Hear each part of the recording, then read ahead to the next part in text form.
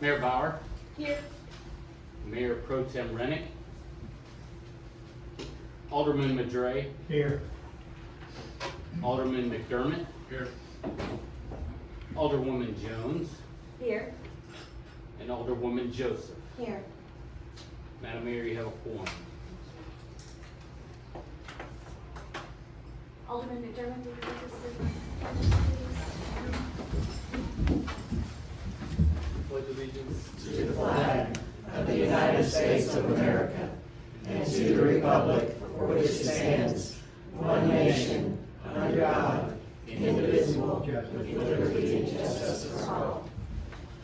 On the Texas flag, I pledge allegiance to thee, Texas, one state, under God, one and indivisible. Thank you.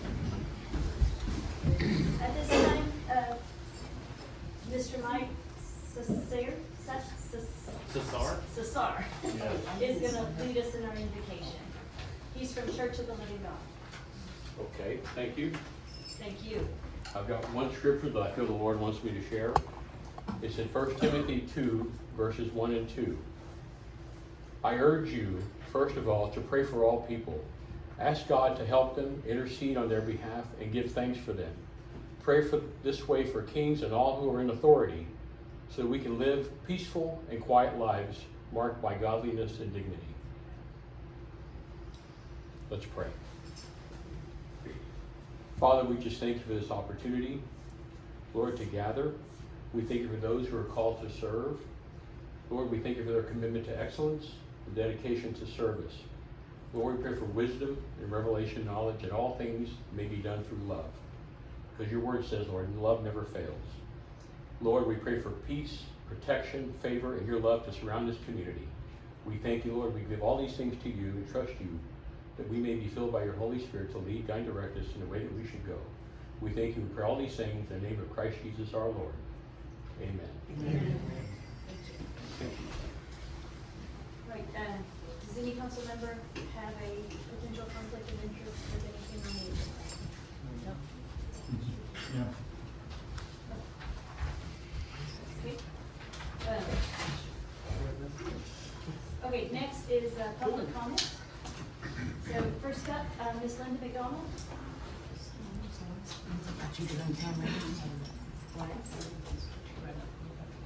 Just grab a piece of paper and a pen. Sorry,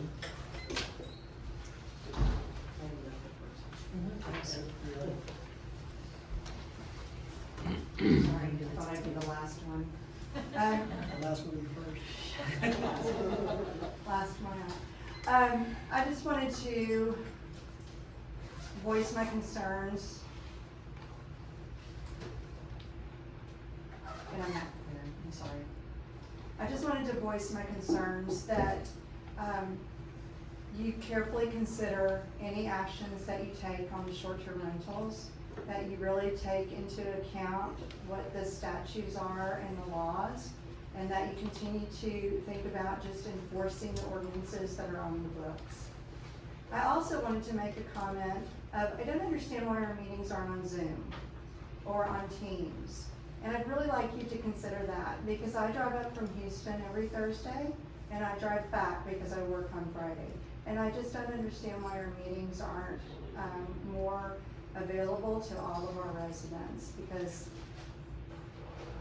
I would really love to see more people participate. Thank you. Okay, next up is Marissa Ford. Hi. Hi. I'm not prepared. I can correct me. So it's Marisol 16613 Curlin.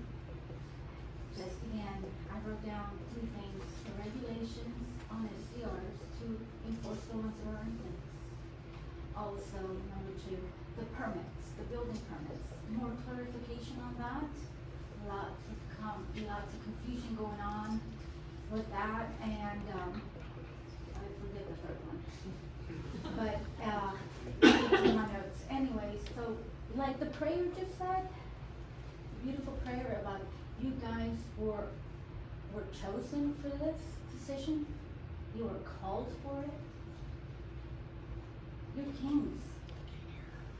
as far as the Bible's concerned, you guys got here because you were called for this position. So I just want you to remember that we love Jamaica Beach. As who, SDR owners, homeowners, full-timers, part-timers, we all love Jamaica Beach. So just consider it. Thank you. Next up, Miss Jessica Ross. Hello, I'm Jessica Ross, and I live about an hour away too. And I own a VRBO rental. And I'm here because my concern, I was listening to y'all's last meeting, and I'm really concerned about the VRBO cap that y'all are considering. Because I greatly think it impacts the sale of houses in here. And unfortunately, I'm forced to sell. I love Jamaica Beach and I hate that I have to sell my house, but I have cancer. And I'm single, so I can't do everything. It's gotta go. But that's my concern, is other people like me who, well, I had mine built, but other people who buy property in here are looking to invest. And if they're not able to use it as a VRBO, they're not gonna buy. And if they're not gonna buy, I'm not gonna sell my house. And so that upsets me, like what am I gonna do? Cause I need it for medical expenses and everything. And, God forbid anybody else who lives here permanently as a resident, nobody knows their future. So if you get ill and you have to sell your house and you live here, you may not be able to sell it. And so then what are you gonna do?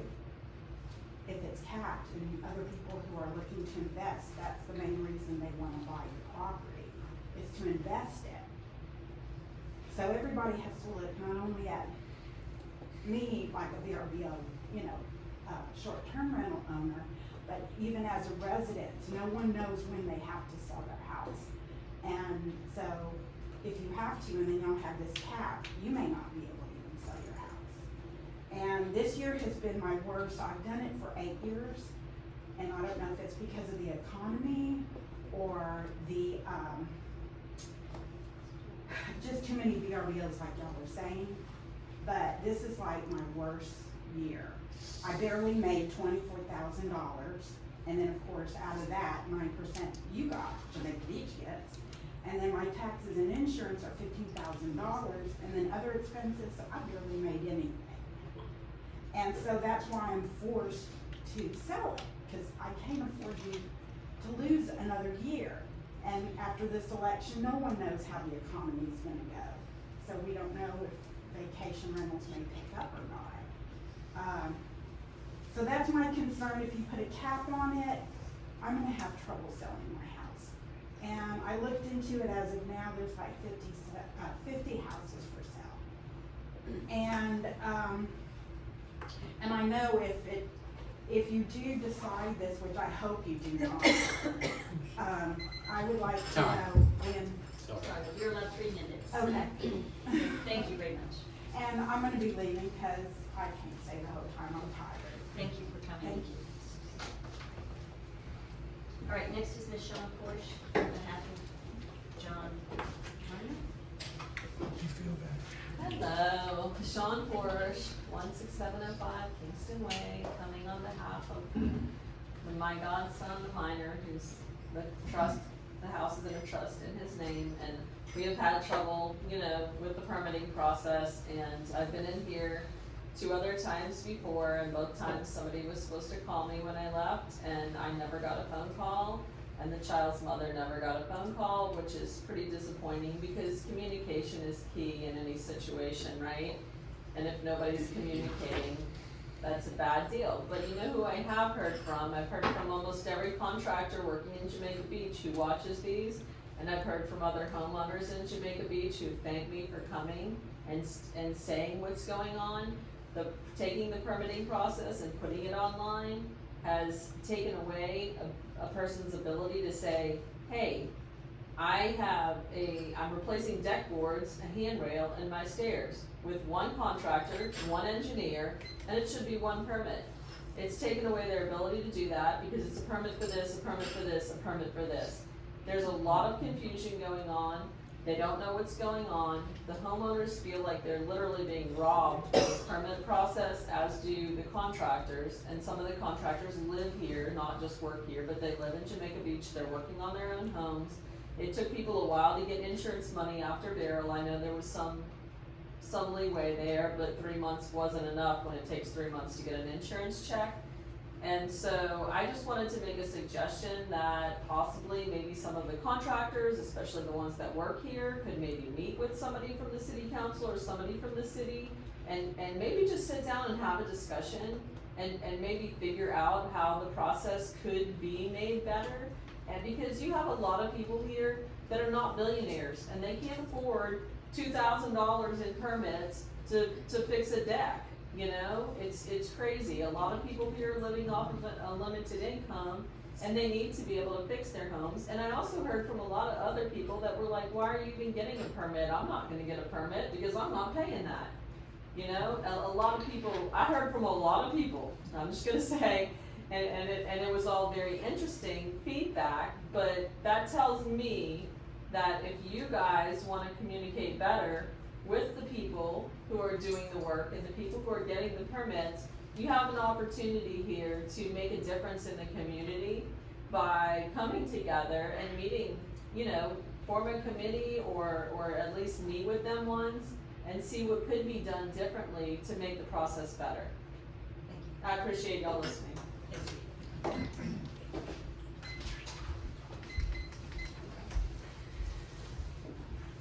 Ms. Andrea Sperry.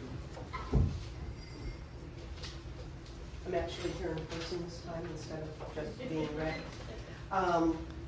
Andrea Spearing, 16617 Jamaica Beach Road. I want to thank you for continuing to invite citizen input. This is huge. It's not always been a thing with Jamaica Beach, and I'm so glad that you all allow the remote input as well as in person. So thank you so much for that. I have several things I want to talk about. First, I'd like to address commercial lighting in the city. It's improved, but homes have to have lights that don't infringe on other properties.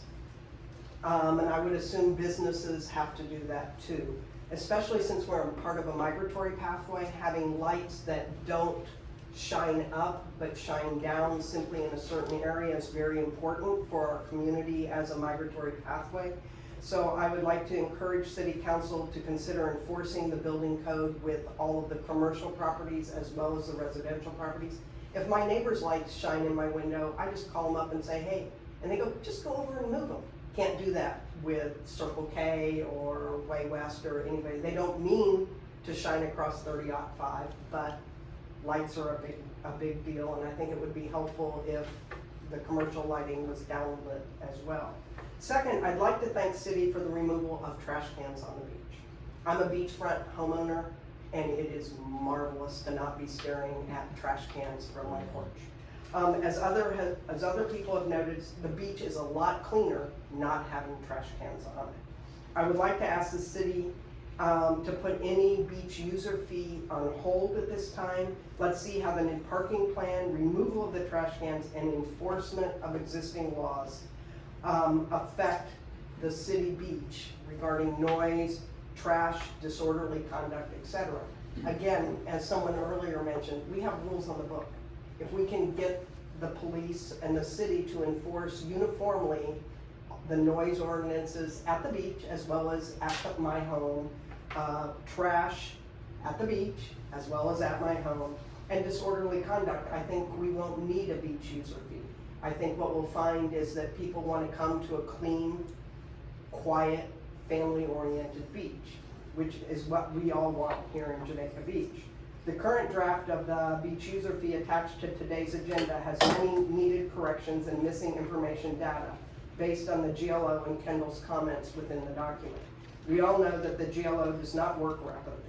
Rather than argue over a beach user fee, let's see what happens this summer and see if enforcement of the laws and the removal of the trash really improve our beach. Again, the buff can't be used to decrease people at our beach. The GLO lady last meeting was very clear in that. Third, I'd like to address the STR situation. No draft ordinance was included in the agenda packet. My assumption can only be that it does not yet exist. No problem. Again, thank you for listening. Thank you. All right, Kendall, did you have any, email comments? Yes, ma'am, I have two. Larry Benthal, 16630 Nassau Way. We already had a town hall meeting about an STR cap. The community did not want to surrender the right to rent in exchange for a cap, so why push for the cap again? The market has spoken and STRs are on decline at JB, and the number of unsold price cut properties for such a long time is demonstrating the false belief that there are enough people who would love to be residents that would buy those properties. The boom of STRs was due to COVID and low interest rates. A rebuild of STRs still won't be very big with the existing competition. As for the beach user fee, the FAQ has a lot of questions whose answers by Kendall is to be determined or not yet discussed. When will you discuss these questions? During the city council meeting discussion session for BUF, or maybe at a town hall meeting. Also, in the FAQ, the BUF survey showed a lack of support for bathrooms at the beach, with only 30% who voted for them. How can that be considered a majority? And for what reason are you pushing for restrooms for beach visitors? Initially, the fee was to apply to peak seasonal days. Now it's all year round. I'm opposed to charging a fee during the off-peak season days when the beach has a small number of scattered vehicles. Lately, it seems there are less than a dozen cars along the entire beach when we visited, and we visit for only an hour or two. So paying a full day fee is excessive. Finally, to each of you, what is your vision of the JB Beach? Is it to attract more visitors to support business, or to have a more peaceful beach for the locals? I hope the vision is for a peaceful beach. It would be good to see in BUF plan that the beach would look, what the beach would look like with all the signage and bollards. On Facebook, I occasionally see beautiful pictures of a vacant natural beach and would like to compare that with the proposed image with the signs of your proposed restrooms. Delina Logan, 14543 Cade Lane. Hello, Council. I would like to make the City of Jamaica Beach aware of a consumer issue concerning the long-standing business that operator and local to Jamaica Beach. I have owned my home going on 5 years, and of those years, ESCO Pest Control has serviced my home since purchase. I do business with several folks from Jamaica Beach area. I never have experienced nothing like the service I recently encountered. I ordered wasp control test service for last Saturday. The appointment was made in advance because ESCO has by appointment only for Saturdays. The typical technician that services my house was unavailable, and I agreed when made the appointment to use the other technical Xavier to complete the services. To save some details, Xavier arrived on property asking to reschedule appointment before even assessing the issue. Then he did not have proper equipment to treat the attic, which is a normal maintenance for my home. But I also requested treatment for outside deck of 4 to 5 wasp nests. Xavier had not chemicals to complete the job and called his supervisor Steve, and a conversation that he did not have enough wasp spray. 20-foot pressure can to treat the deck wasp nest. After getting off the phone, Xavier told me that he felt it was best for Gabriel, request technician, to come back later to complete the job. Well, he left, and I was very upset because Saturday appointments are important to my lifestyle because the house is my second home and not a rental. This misappointment and non-attempt to complete the job sent me trying to address the issue on my own. This put me in a health and safety situation trying to get rid of the wasp nest and for my home and the neighboring properties. I had to go to Home Depot and purchase wasp spray and protective gear. Then I contacted the office on the same day and left a voicemail and spoke to them 2 days, asking them to accommodate the missed appointment that would fit my schedule for next Saturday or a 5 p.m. for a day during the week. I was told by the manager that the owner, Steve Sniger, asked me to find another pest control to do business that could accommodate. I'm very upset at this action. They were the ones that showed up to my property unprepared, and plus I have done business with them 4+ years. I would like the City of Jamaica Beach to be aware of the business and of practices, and I'm lodging a formal complaint against ESCO Pest Control for unfair consumer practices. Thank you for your time. Delina Logan. Okay. we have no special presentations tonight. So for announcements, first of all, there's no trash collection on Thanksgiving Day. So, they will resume normal trash on Monday. Our blood drive is Friday, December 6th, so, y'all come out. It's, of course, that's a very worthwhile endeavor to help the whole world. And then, Christmas celebration, Tina, can you give us an update? Yes, ma'am, I'll be more than happy to. Well, we've been on the phone with Santa Claus and Mrs. Claus, and they are ready to come and with their sleigh on December the 7th, so we're hoping that everybody joins us. We're gonna start about 3 o'clock in the afternoon. Santa and Mrs. Claus will arrive about 3:30, and so bring your family, come on out, because we're gonna have tons of fun. And we'll go into our golf cart parade and then our boat parade. Great, thank you. You're welcome. All right, City Administrator Francis, do you have a update for us? Yes, I do. Thank you, Mayor. I'd like to start off by introducing our newest employee, Miss Lydia Torres. Stand up and be recognized. Lydia is our code enforcement officer, so she's been with us about 3 weeks now, I think. So we're happy to have her on board, and you've probably seen her face around City Hall before, so she's not brand new, but she's new to being a full-time employee with the city. I'd like to touch on something that was mentioned in some of the comments, and that's the remote call-in option. So currently we do utilize Teams for a remote call-in options. It's a listen-only ability, but I've been asking Esther to monitor it pretty much since we started the remote taking remote comments that I read, and no one is utilizing it. Ironically, it was mentioned tonight, but we're probably 6 or 7 meetings into it that we've been monitoring with no use.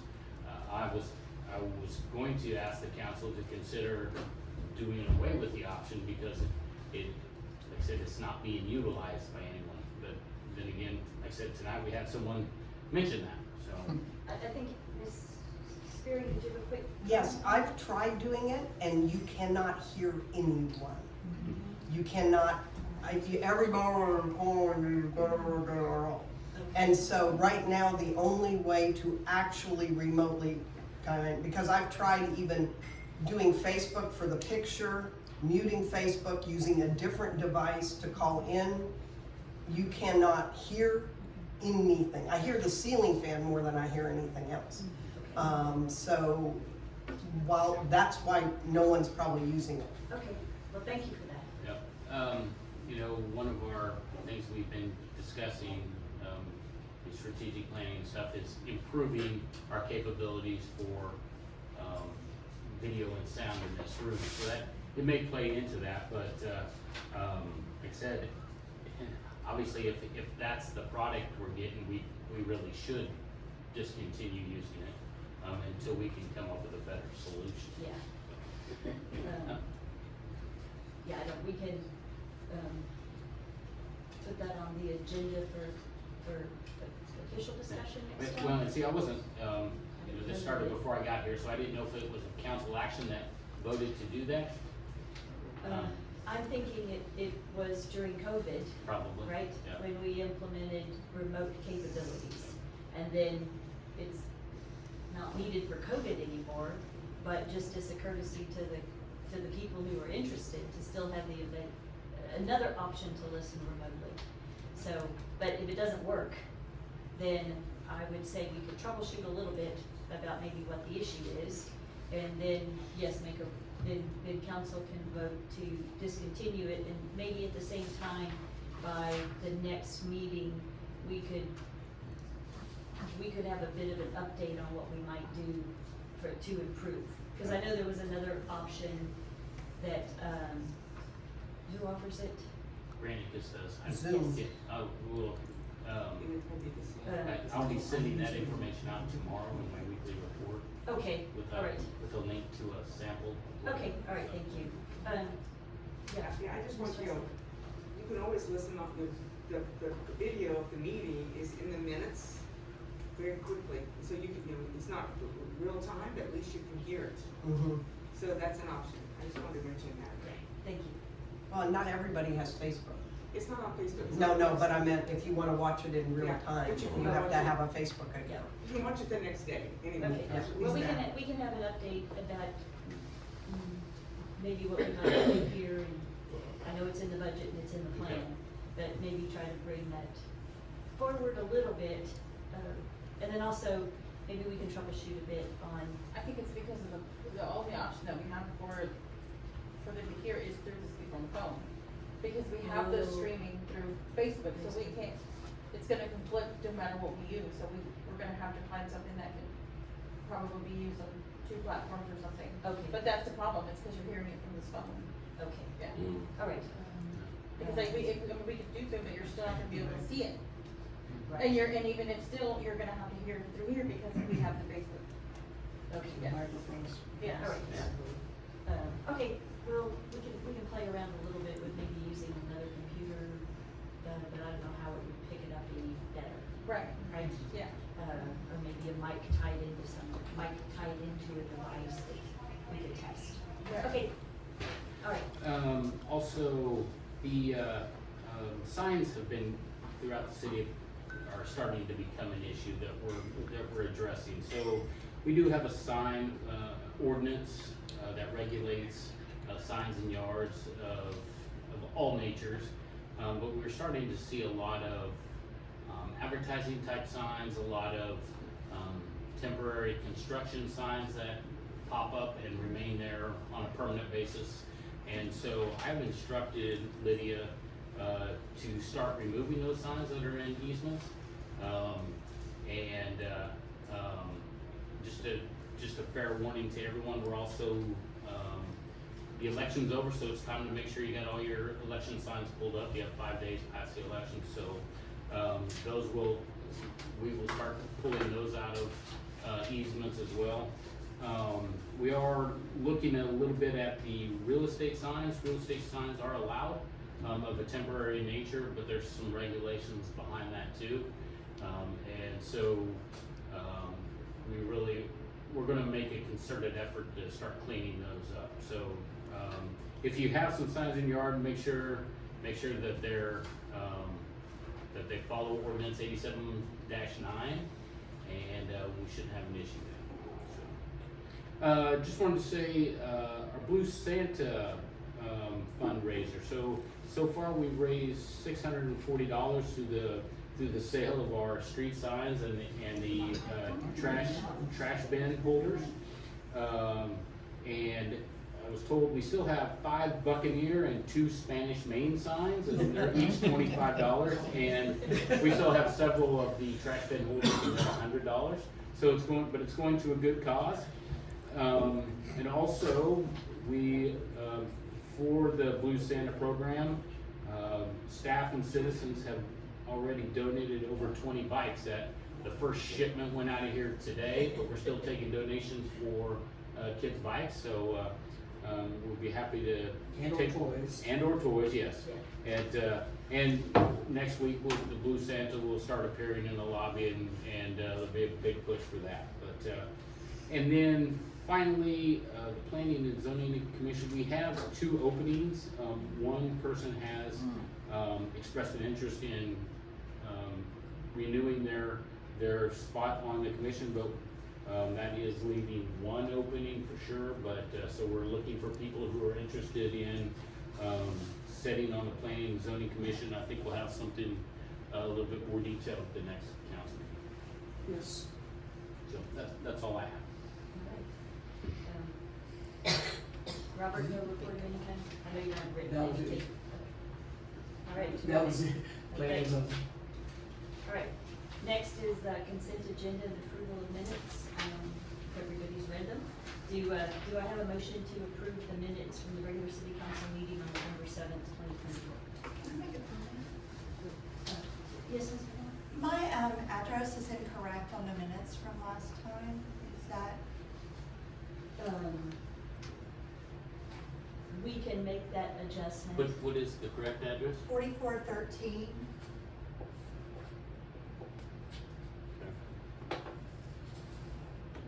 motion to approve the minutes with the correction to the address as listed.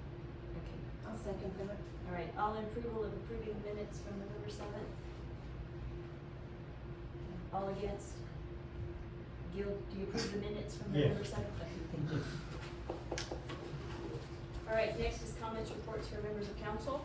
And, Alderman Pedre, do you have anything you'd like to report on? Yeah, I'd like to say one thing is that it was really pleasing to see the Christmas lights out when I was driving in this afternoon.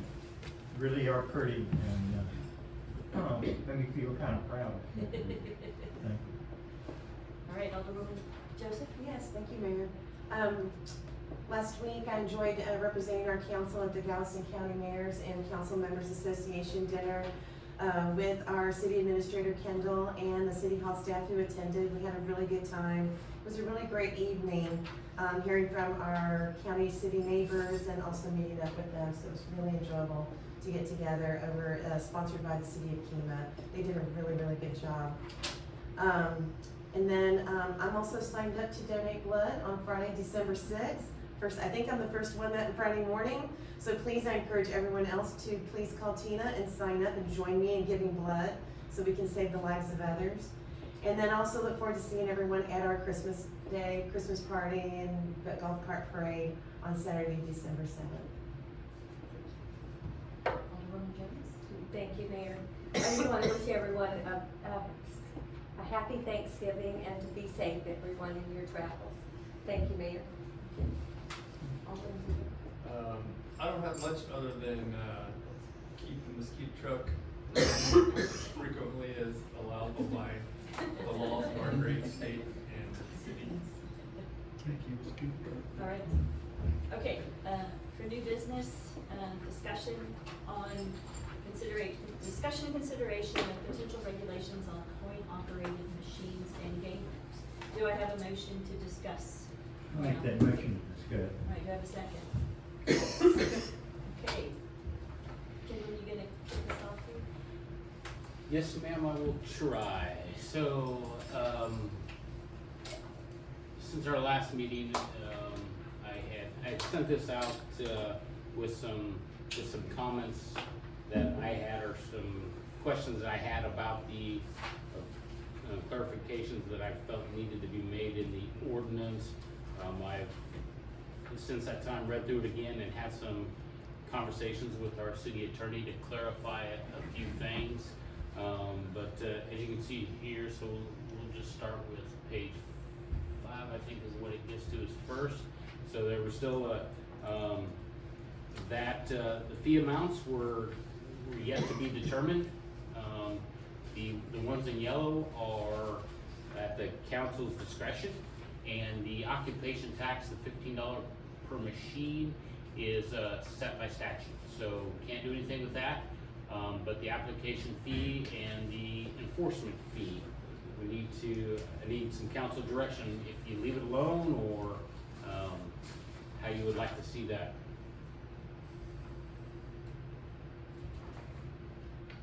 Seems reasonable to me. These would only apply to, was it 3 existing machines right now? Because once this ordinance passes, it would cover every commercial business in the city. Okay. There'd be no more. Yes, I would say that there's actually 5 machines, I believe. Yeah, I mean, I think it seems reasonable for, And I was gonna recommend we leave it alone, because as we go through a couple more of these things, I think we're gonna see that the current facility isn't going to meet the requirements of this. Right. And according to our attorney, it's enforceable even in existing one. So, so we have some other things to discuss, but I was gonna recommend that that's probably reasonable. yeah. Yes. Yeah, I Okay. think so too. The next one was page 6, letter B. I was going to recommend that we remove that. What it's calling for is that they want a sign in 6-foot letters, large block letters on the front of the building that says game room. That seems counterproductive to what we're trying to accomplish, so That was so gonna be my comment. So I Let's would, advertise what we don't want. Right. 6 foot sign.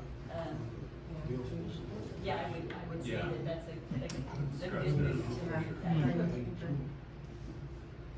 that.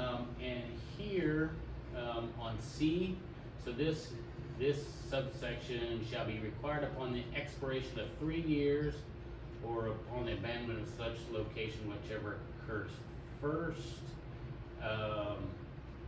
So this was where it said that it could not be located within 300 feet of a church or a home. Within 3 years, it had to come into compliance. So city attorney tells me that we could lessen that time frame. And we I could think it select should what be. that time frame could be. So, I think it should be applicable once it's signed. Yeah. they said she says it can't affect ones that are ineffective, and you can't just say instantly gotta do it. But you don't have to allow it to continue for 3 years before they come into compliance. So, 6 weeks or 6 months or. 6 months. 6 months? Yeah. Yeah.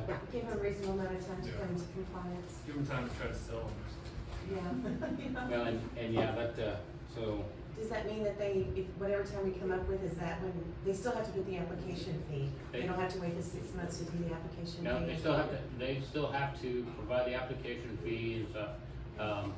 But at the end of that 6 months, if they're not in compliance, then they have to cease operation. Yeah, cease operation. But there's no refund on the application fee? I think 6 months is reasonable. Okay. Okay. How long do they have to submit the application fee? And if they don't submit the application fee, then what are our rights? Well, we haven't stated that yet. Okay. Haven't written the application yet, so the permit, so, but, I'm trying to remember, I know it said a $500 fee for non-compliance with these sections, right? At the end, but I don't remember reading, time duration. I think It's each day, Annual. or part of each day. No, oh, you mean 500. the fee, Yeah. Any person who shall willfully, intentionally, or criminally violate any provision of this chapter shall be deemed guilty and fined an amount not to exceed $500. And each day, a part of each day, the violation continues shall constitute a separate offense. but, so, this page 6D, must have one window in the front of the building and at least one, other window on this other side, allowing clear and unobstructed view of all point-operated machines. The city attorney tells me that they have to be in compliance with that. So they would have to be in compliance with that immediately. So that one. What's the point of that? I suppose it's for, I don't know, I'm guessing, complete guess. So that that it's transparent, that they're operating, I think it's transparency that they're Yeah. operating. And that any enforcement official can go by and make sure that no cash is exchanging hands and that it's, nothing. Can't be in a dark back room. Yes. Exactly. There's no hidden agenda. There are actually these game rooms that are operating that have 30, 40 machines in a separate area. In the front, they sell bread, in the back, they sell game rooms. Well, but what I do know is that currently that facility would not comply with that. Yeah. The next one is F1, where it says that the hours of operation 8 a.m. and 8 p.m. Monday through Sunday. Again, the city attorney says that, my question is, can we enforce these on a game room that is in existence when the ordinance passes? And she says, yes, we can. So, obviously their hours of operation are not 8 a.m. to 8 p.m. And so I don't know exactly how we would regulate that, but, that may be, something to sway them from operating the machines. Well, I suppose if an officer goes by and they're supposed to be clearly visible, and if we see someone operating the machine at midnight, it's a violation. Yeah. I would think. Well, like I said, they're not clearly visible through the front or the, in fact, if you just went in there casually, you might not see them. Okay. I have a question, Kendall, Yes. going back to the one that goes into effect immediately. How does that work? They would have to have already put in their application, paid their $1,000 application fee and the other applicable fees. And then that would go into effect immediately once the ordinance goes into effect. But they have 6 months to do the other, that's where I'm confused. Okay, well, that's I'm a little confused by it too. I was surprised that she said that it could be that it could go into a game room already in existence. So it is a little bit confusing. Yeah. Now, I would tell you that whatever version of this we pass, I think it would be, probably proper that when we go visit with them, to say, here's your alternative. You need to come in compliance, and it's gonna be, you're gonna have these kind of fees, and here's the other things that you're gonna have to do, and oh, by the way, in 3 months, there's nothing you can, 6 months, there's nothing you can possibly do because your location is too close to a church or home. Yes. Makes I don't sense. think it'd be ethical to take their $1,000 or $1,500 and then say, oh, by the way, You're not gonna comply. yeah. I mean, you make a decision if you're gonna make enough money in 6 months. Yeah. Add windows to your building, That makes and, sense, yeah. Seems like a lot of this is unnecessary anyway, because there's not a single commercial property in Jamaica Beach that's outside of a 300-foot line to a home or a church. So I feel like we can just say, leave that one, and then that should, leave this other stuff in here, but that's the overriding one that's just gonna knock the rest of them out. That's right. does it in all future instances though? I mean, in any commercial location, Well, the new restaurant that's going will be close to beachside homes. Yeah. It's still even 300 feet probably across the 305 to the Yeah. church. And I guess my question is it to the property line or to a physical structure? I think, I would say it's probably to the property line. And so, yes. it's 362 feet from the building to the first structure south of 3005, but 250 feet to the property line. Yeah. That's the current I mean, I structure, don't- right? Yeah. But not- Yeah, I mean, I agree, I don't think there's any place in the city where one of these could go into effect, because of proximity to a home or church. And it's 300 feet mandated, or could we say 600 feet and just be done with it? Well, I did not ask that question. But there's probably some wiggle room into that as well, yeah. Or can we just say, no coin operated machines allowed in the city limits? No. She said that because we're a general law city, we don't have the capability.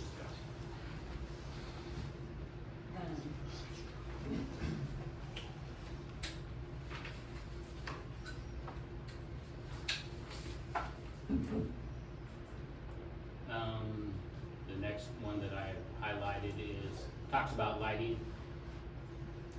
That would be a lot for us to have to enforce and inspect that to know. So I was gonna recommend that we remove that. Yeah. I agree. Again, this one was one that the current establishment, Ocean Mark, would not come into compliance with that. They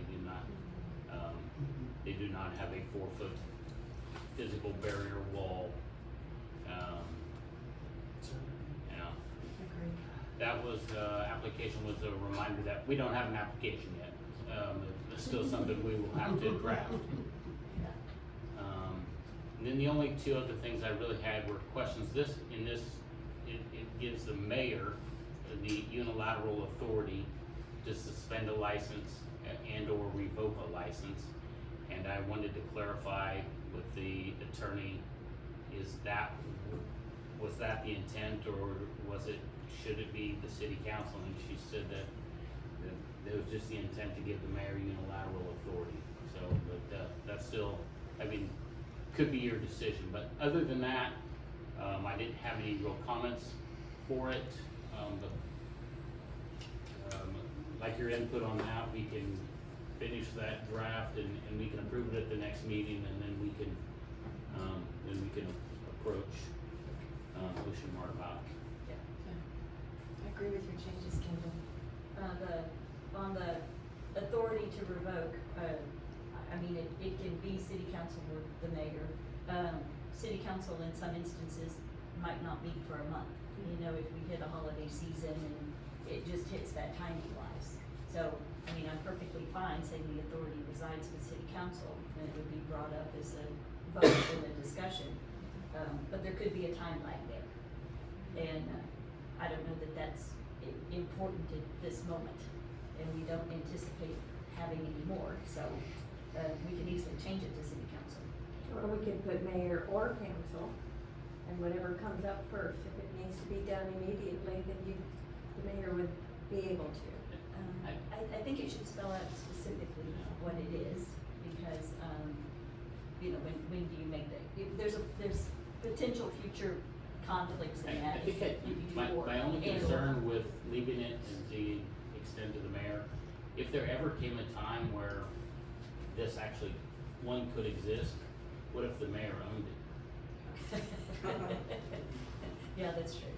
That one person, whereas the odds that, you know, the majority of a 5-person council owns a game. Yeah, That's a good point. yeah. But I mean, we can easily change it to city council, just everybody needs to understand that there could potentially be, you know, up to a month delay in revocation of a license. But we can also, if it's critical, we can always call a special meeting. I also think it's, To vote on it. again, with the distance parameters we have in there, I mean, the application very well could say, are you within 300 feet, and it's already checked. would you like to increase that distance if that's, I mean, I so. think it's well within our purveyance to do that. Yeah, I think we should. I mean, that, Yes, Get rid of the gray area. yes, so should we make it 1,000 feet? Sure. yes. The goal is to regulate and not all of them, and let's I mean, regulate Yeah, all of them. Yeah. Okay. About It's not- that many. Make I mean, it so we've got right- one tiny area where someone can find it. Yeah. Yeah. Agree. Yeah, please run it by legal, right. you know, that their 300 feet didn't have precedence or case law supporting Sure. it. Well, and if it does, You know, if they feel 1,000 feet doesn't pass reasonableness, and 300 has been tested to do that. I mean, I'm in favor of going to 1,000, Right. but let's make sure Sure. it passes the reasonableness test. well, I'll make these changes and confer with the city attorney, Okay, and then we'll have it on the next agenda for action. Yeah, and whether it's a property line or wall of the building or what have you, From structure, yeah. because it will come up. Yes, that's it. I know. It will. It's always good. Okay, thank you. Okay, next is, discussion, consideration, and take action to approve a proposal for refurbishment of the wastewater treatment plant electrical project. Do I have a motion to discuss, please? I'll make that motion to discuss, consider and take action and to approve a proposal for refurbishment of the wastewater treatment plant. Oh, second. Okay.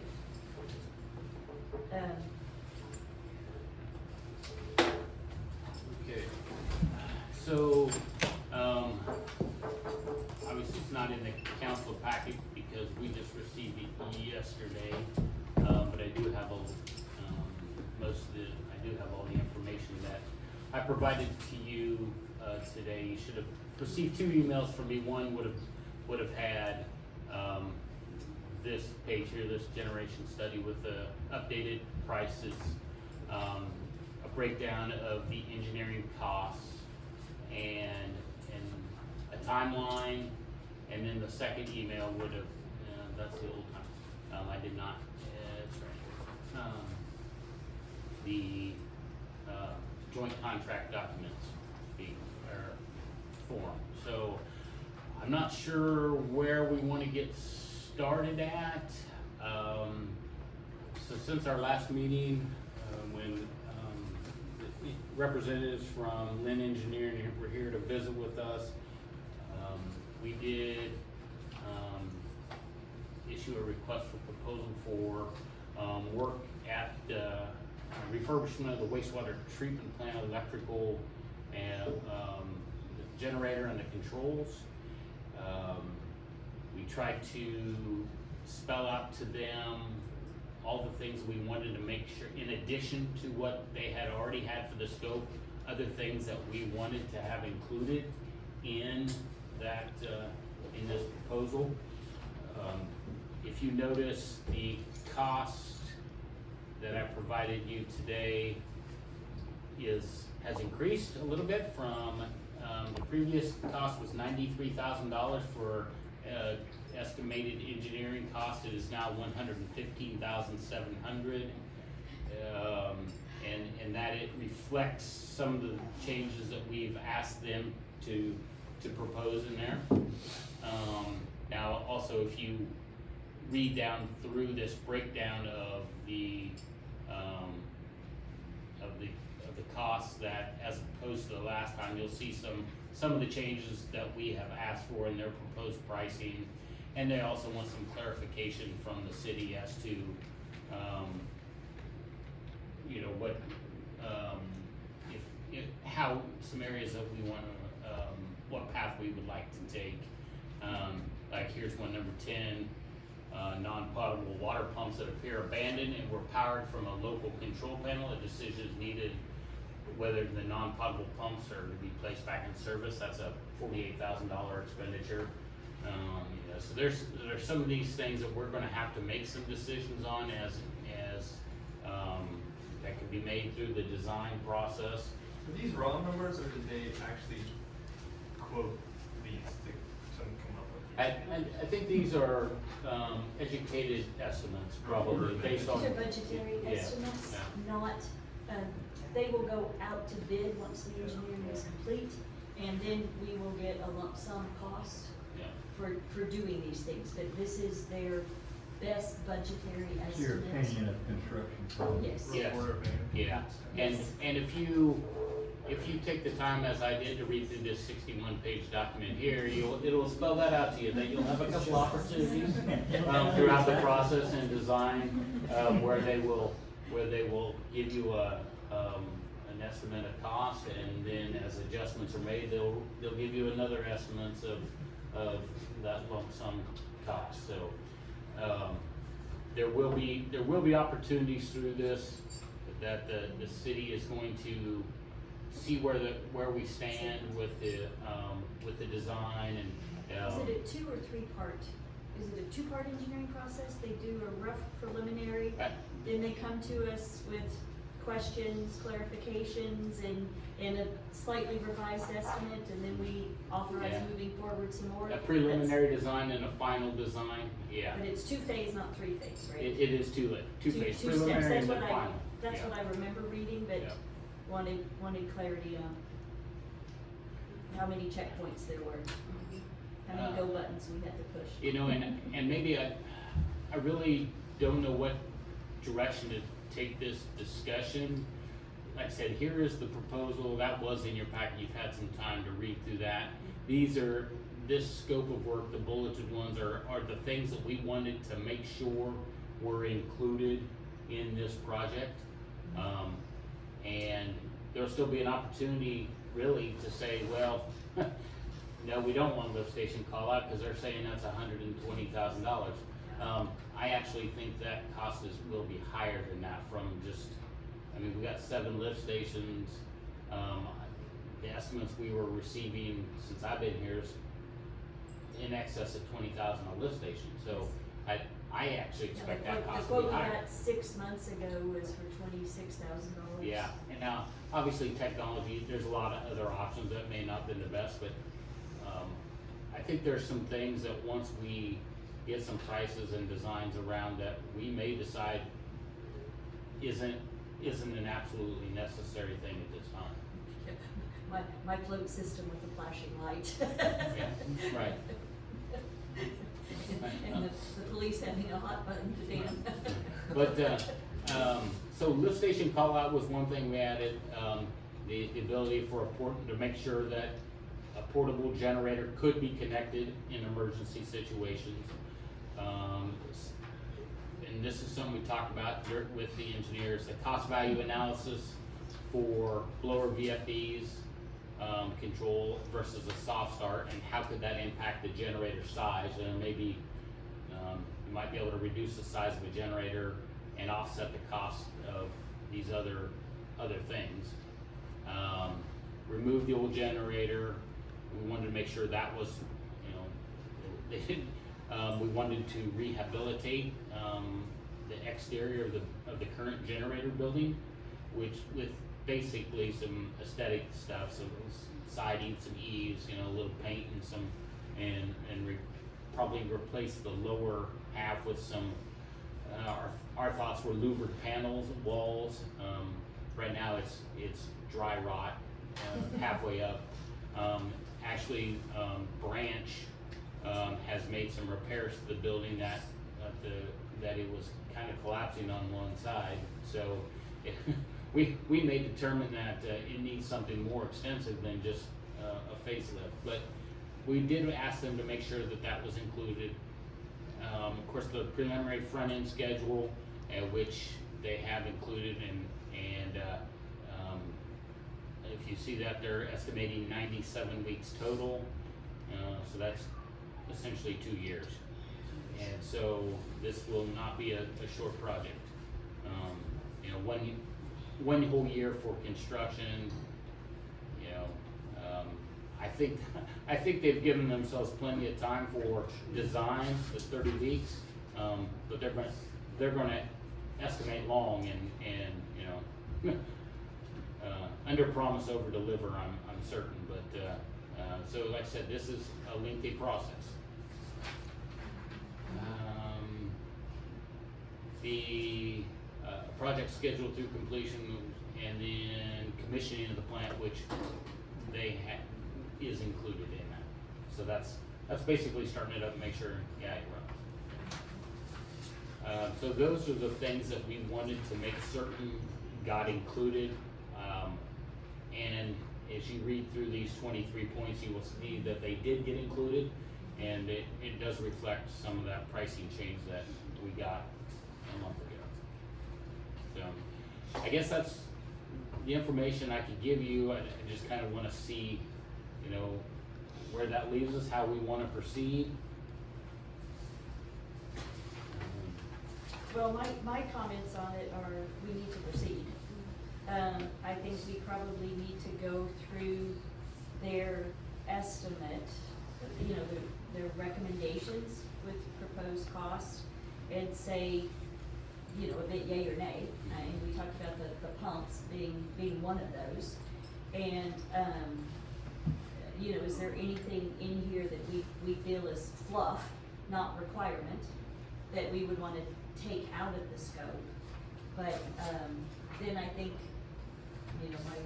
I think after we do that, we'll have a bit of round discussion with everybody, and, I think we're ready to approve Kendall to negotiate the final contract, and, keep us apprised if it exceeds, some number, after we agree that we're putting this in, taking this out, and we expect a bit of engineering discount because we might be taking some items out.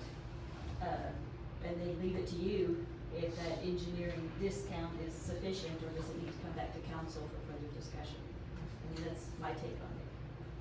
So. I agree. This is our third go around with this document. I think we've already got, I don't know how many, 2 years, Yeah. so let's get less on the road. Well, and one thing I did ask Kendall to check with Lynn Engineering is at what time frame in the design would they have the generator specs developed for us, the size and requirements? And could the city take that purchase at that point? Not wait until the entire project is bid, but is it possible for us to go on and do that? And maybe they would have a recommendation on the lead time.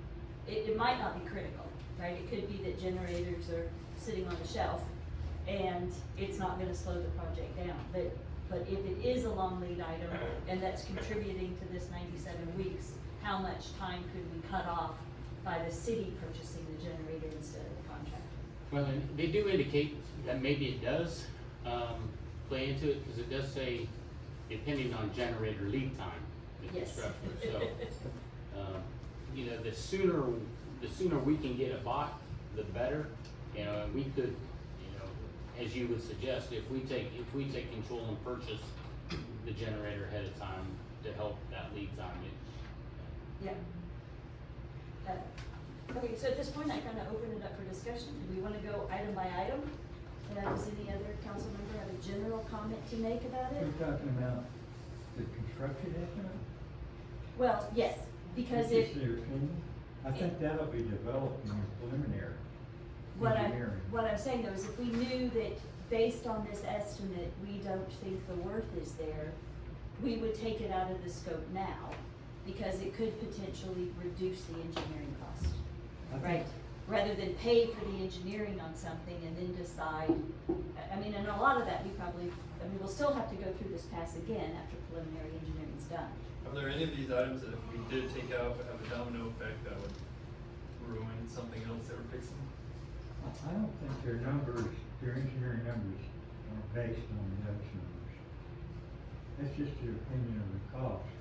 I think their engineering numbers are based on the process that they use to design our project.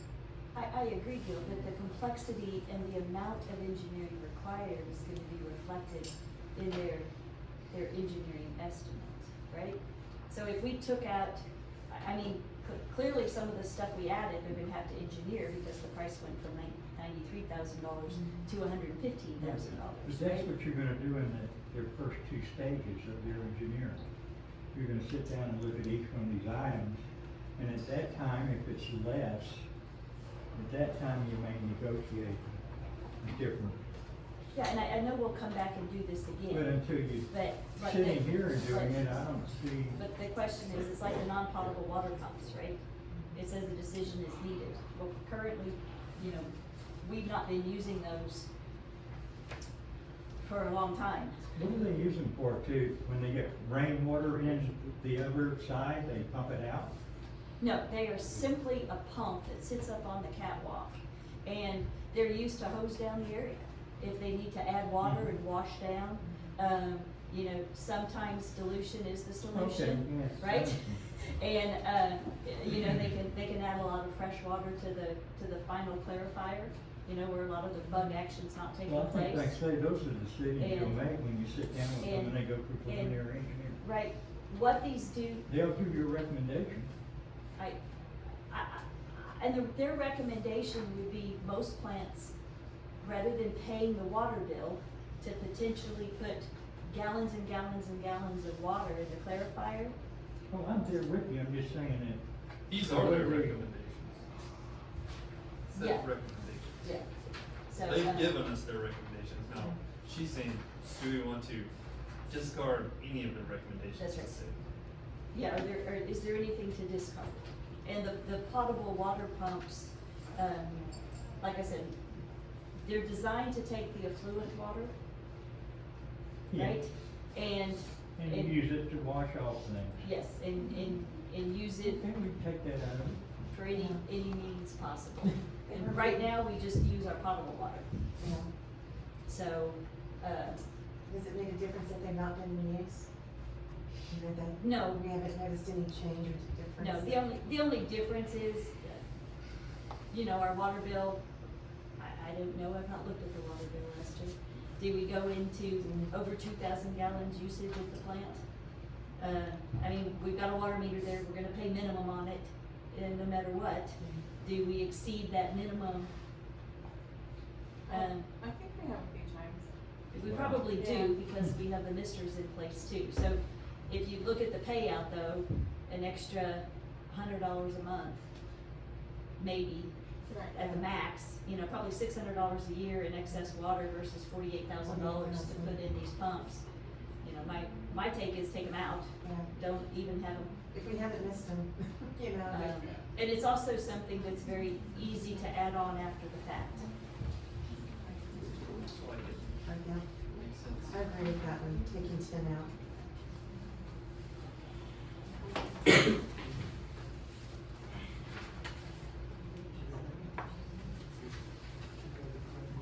And I didn't see anything else that we wouldn't want engineered and then, you know, continue to evaluate as part of the step process. Yeah, that seems like one of the only things that is a separate thing that you could have back in that wouldn't affect us. Yeah, it doesn't. Let's do it. So does anybody have any other questions or concern about anything in the recommendations that we would not want to go through the preliminary engineering? The only thing I have was on 15, they talked about the smart meters appear to be out of service. And the smart meter units are available, but they're very expensive. Alternative methods of monitoring are available.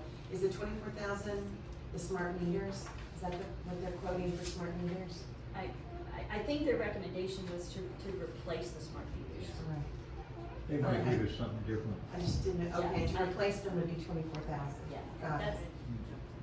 But the but- smart meters would be additional, or to replace them would be additional.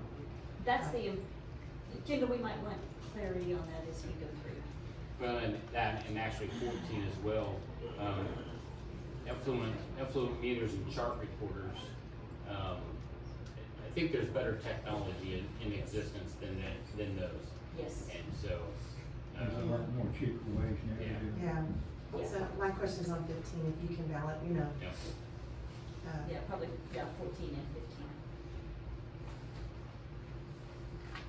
I have a question. When we get into buying vinyl and paint, what color are we gonna paint? Jamaica blue. Jamaica blue. Give Cruise Neck paint a nice mural on the side of it. Yeah, exactly.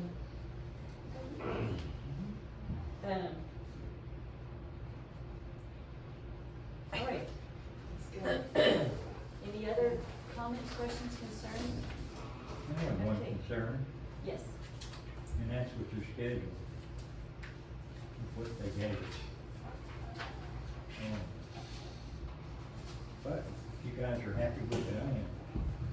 Well, I It's know. very high level. Yes, Not much detail on here. I mean, they got $100 an hour planners, I think they could do a little better. and I would suppose at the, Kendall, we can request a more detailed, schedule as part of the preliminary engineering package. So when they come in with that first round of, hey, here's what we've got, here's our estimate of numbers, then, one of the deliverables for that second phase will be a better time. The only point of that is I'm not concerned about the construction phase, but it would be probably prudent to have them declare some type of a engineering schedule. You know, orders. Yeah, it. I would imagine the single biggest step to getting more defined would be to hire them. They're not probably gonna do a big E6 schedule for us for free, right? Yeah. Yeah, that's just saying, I think Kendall, my request would be is we talk to them about this and we ask for clarity on 14, 15, take off the potable pumps. Let's also make sure that one of the deliverables with the preliminary or in short order after the preliminary engineering review, you know, that we get a more detailed engineering schedule. Okay. You know, what are you gonna manage them on? Yeah, so, I think it's prudent to have something. I agree, and thinking about engineering phases, you know, this is about the right level of estimate for the phase we're at in the project. Well, As we move into the continued It's a good phases, start. actually, in the contract, the preliminary design phase, here in A, says, that engineer owner shall discuss and resolve any necessary revisions to the engineer's compensation or time for the completion of the engineer's services. okay, yeah, so it's already in there. Okay. All right, do I have a motion to authorize Kendall authorize the city administrator, Mr. Kendall Francis, to negotiate a final, proposal? I make that motion. Second? Okay, all in favor? Okay. Thank you, council. We're gonna get there. We're gonna get there. We're gonna get there. All right, next on the agenda is, discussion and consideration of proposed changes to the short-term rental ordinance. At this point, we do not, have a draft ordinance. So do I have a motion to table this business item until next meeting? I'll make a motion to table to the next meeting. Do I have a second? I second it. Okay, all in favor of tabling this until we have a draft ordinance to review? Thank you. Okay, next is discussion and consideration of dune protection and beach access plan and beach user fee plan. Do I have a motion to discuss?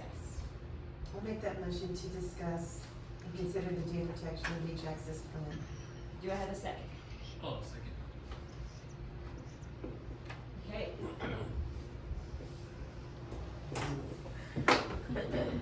Okay. So, there's another one with, a lot of paperwork involved, so. Back on, I believe it was October or August 23rd, we submitted a draft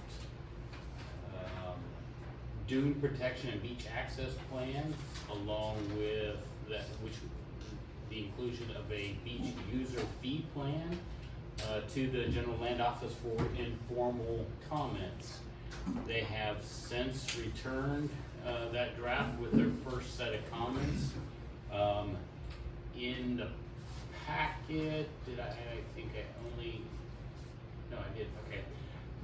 There was a general letter with comments, and on this, the comments you see at the sides are the ones that I've made so that I could speak to this as we're working through it. But they've also made comments to our dune protection plan, and as well as the beach user fee plan on the copy that we sent them. There's comments made to this. This letter here is kind of an overall to address overall comments.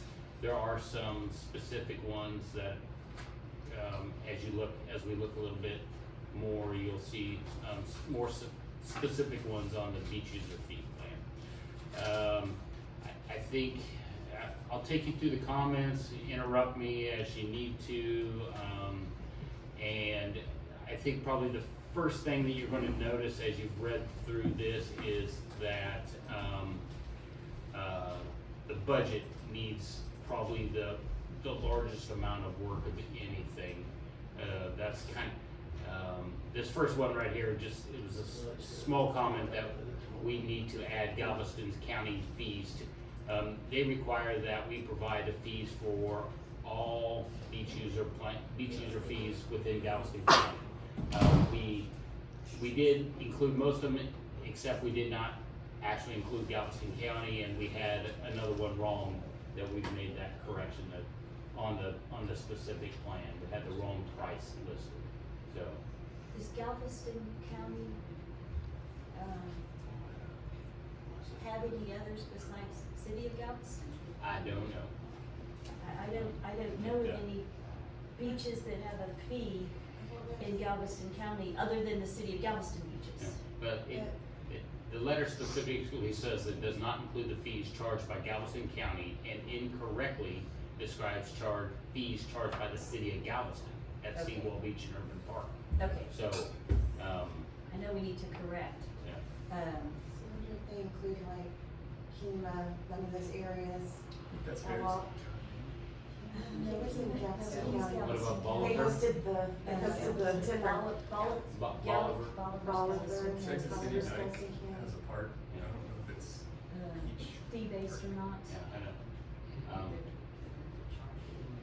Yeah, I don't know The if, Bay Cliff, As a resident, you have to pay to get on the. Awaga actually. On the right dike. on the dike, great. Yeah, I don't know if they consider that. Well, Bolivar definitely has a beach. Yeah, Yeah. yeah, Oliver definitely has a beach. I don't know that Kima has, But does Bay Cliff, because Bay Cliff's in Galveston County, I don't know if they've got any, there's waterfront, but I don't know if there's beach. I don't- or park. I feel confident that if we ask, they will point us in the right direction. Yes. They I actually, think she can they clarify. actually, on the, as you'll see later, they actually gave us one of the fees that was incorrect, so. Okay. Their presentation the other night too, they listed a lot of beaches and none of them were Yeah. off beachfront. right, they were all, Yeah. they were all open water beach, not bay. Right. And then you can see, so my comment is that the budget needs significant work. This from here, all of this is specific to, corrections or further clarifications regarding the budget. And like I said, Mayor, I don't know how you wanna proceed with this, if you wanna go line by line or, and I don't know how much opportunity the council has had to really digest through this. What,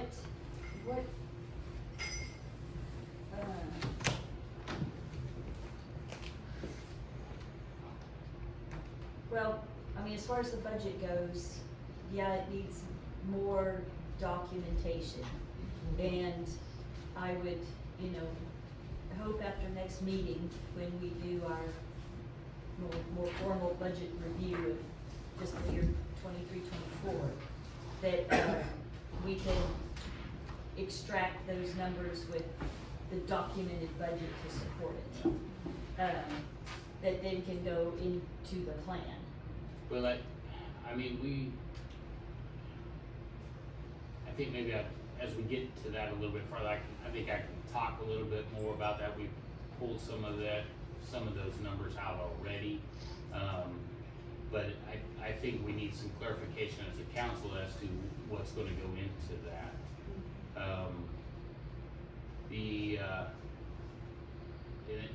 Some of it is they want more, support, Yeah. Here's, why are you basing this? They're also giving us some clarification like this one,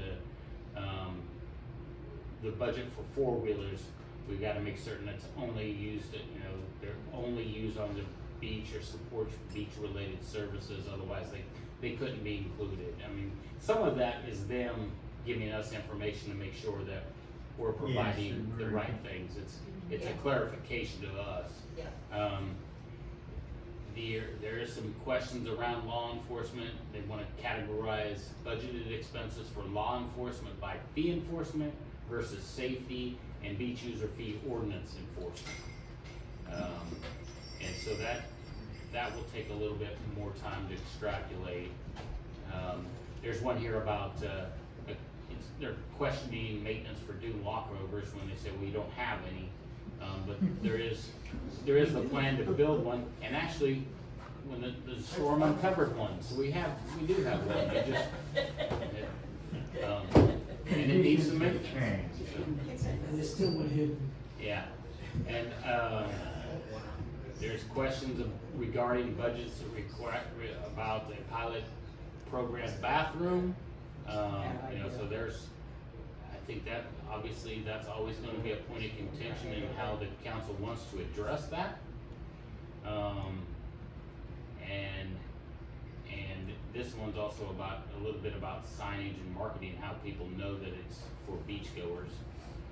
And of course, the other one is trash pickup and dumpsters.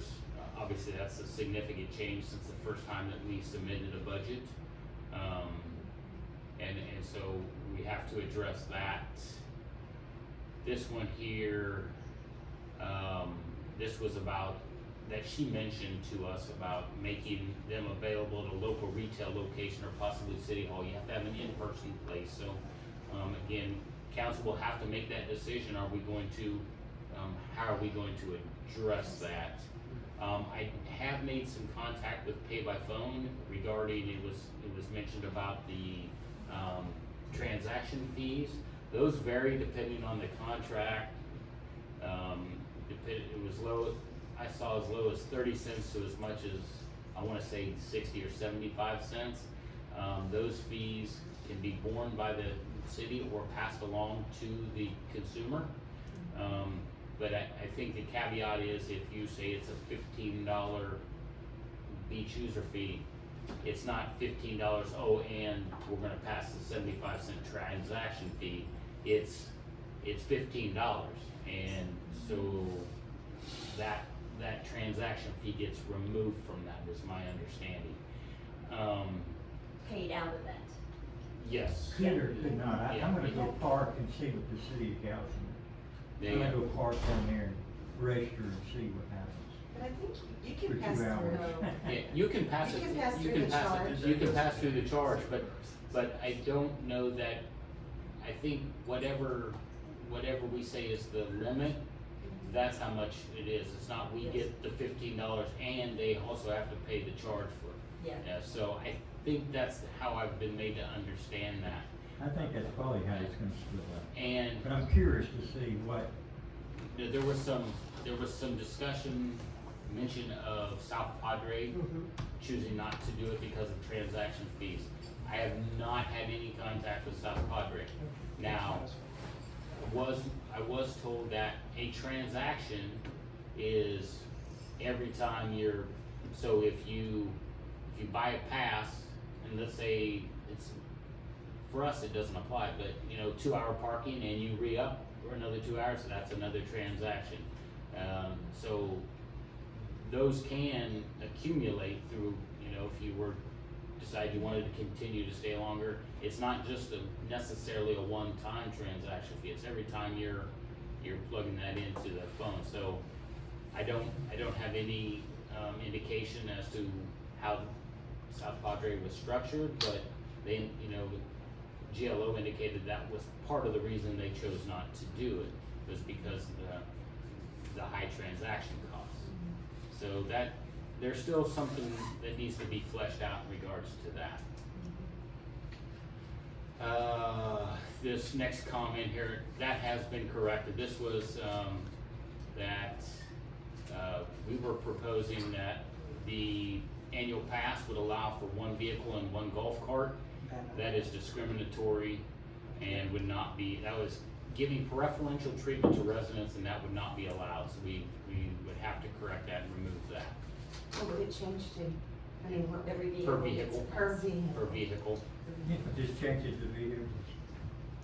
Done. The sign, they're mentioning a signage plan.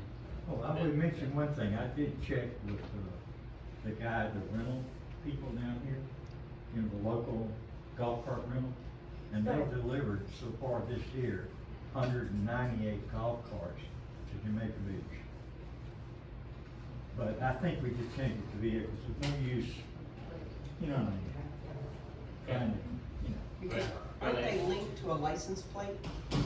Right, because somebody was saying in a discussion outside of City Hall, was that, well, I'll just take it and move it over to my golf cart and I can go whenever I want. And I was like, I think they're linked to license Yes, plates. most That's how of it- these pay by phones are linked to a license. License plate.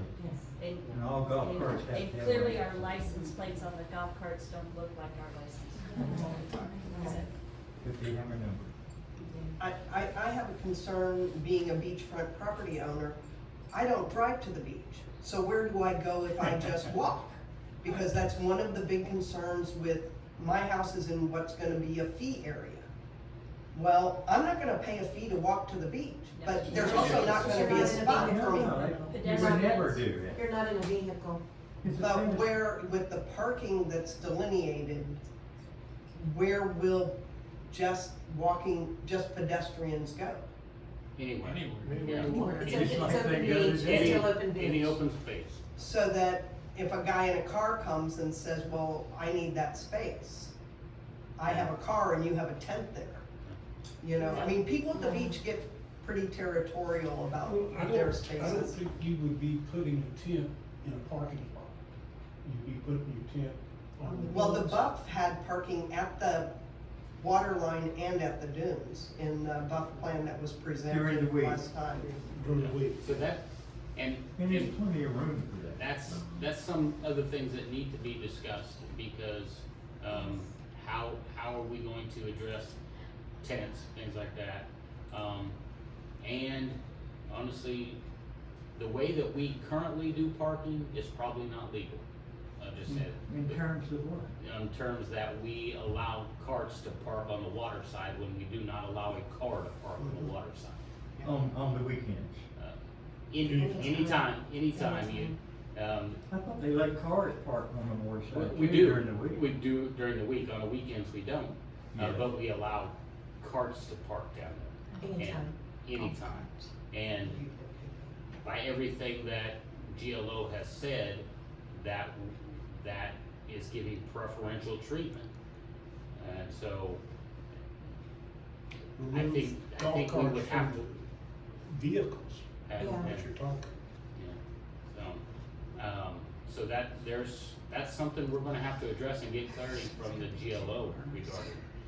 They're also asking here, how are we gonna manage traffic on the free side between 15 Mile Road and Buccaneer, and a signage plan to identify fee and non-fee areas. So that is something council will have to decide, how do we want to delineate that? And maybe it's as simple as you go down Buccaneer, you turn left, you go free. But you can also enter from 15 Mile Road, and you gotta figure out where does free end. What you and- say there when they come in. So that has to be decided. Since we're talking about license plates, I'm sorry for Yeah, interrupting. Just to double check, handicap, placards aren't being charged a fee. Yeah, they're free all times, yes. Yep. Okay, Yeah, that is free. thank you. Oh, this was just saying we didn't put the beach user fee in the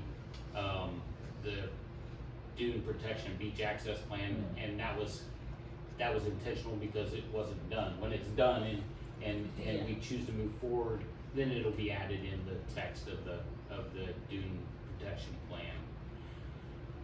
There's one was also, the beach erosion response plan. It has to be included. They wanted to see they recommend sending a copy of that for any possible changes.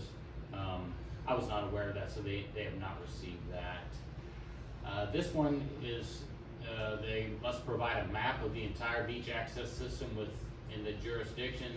The map must include the location and size of the turnaround area and demonstrate that the extent of the turnaround area has been minimized to the greatest extent possible.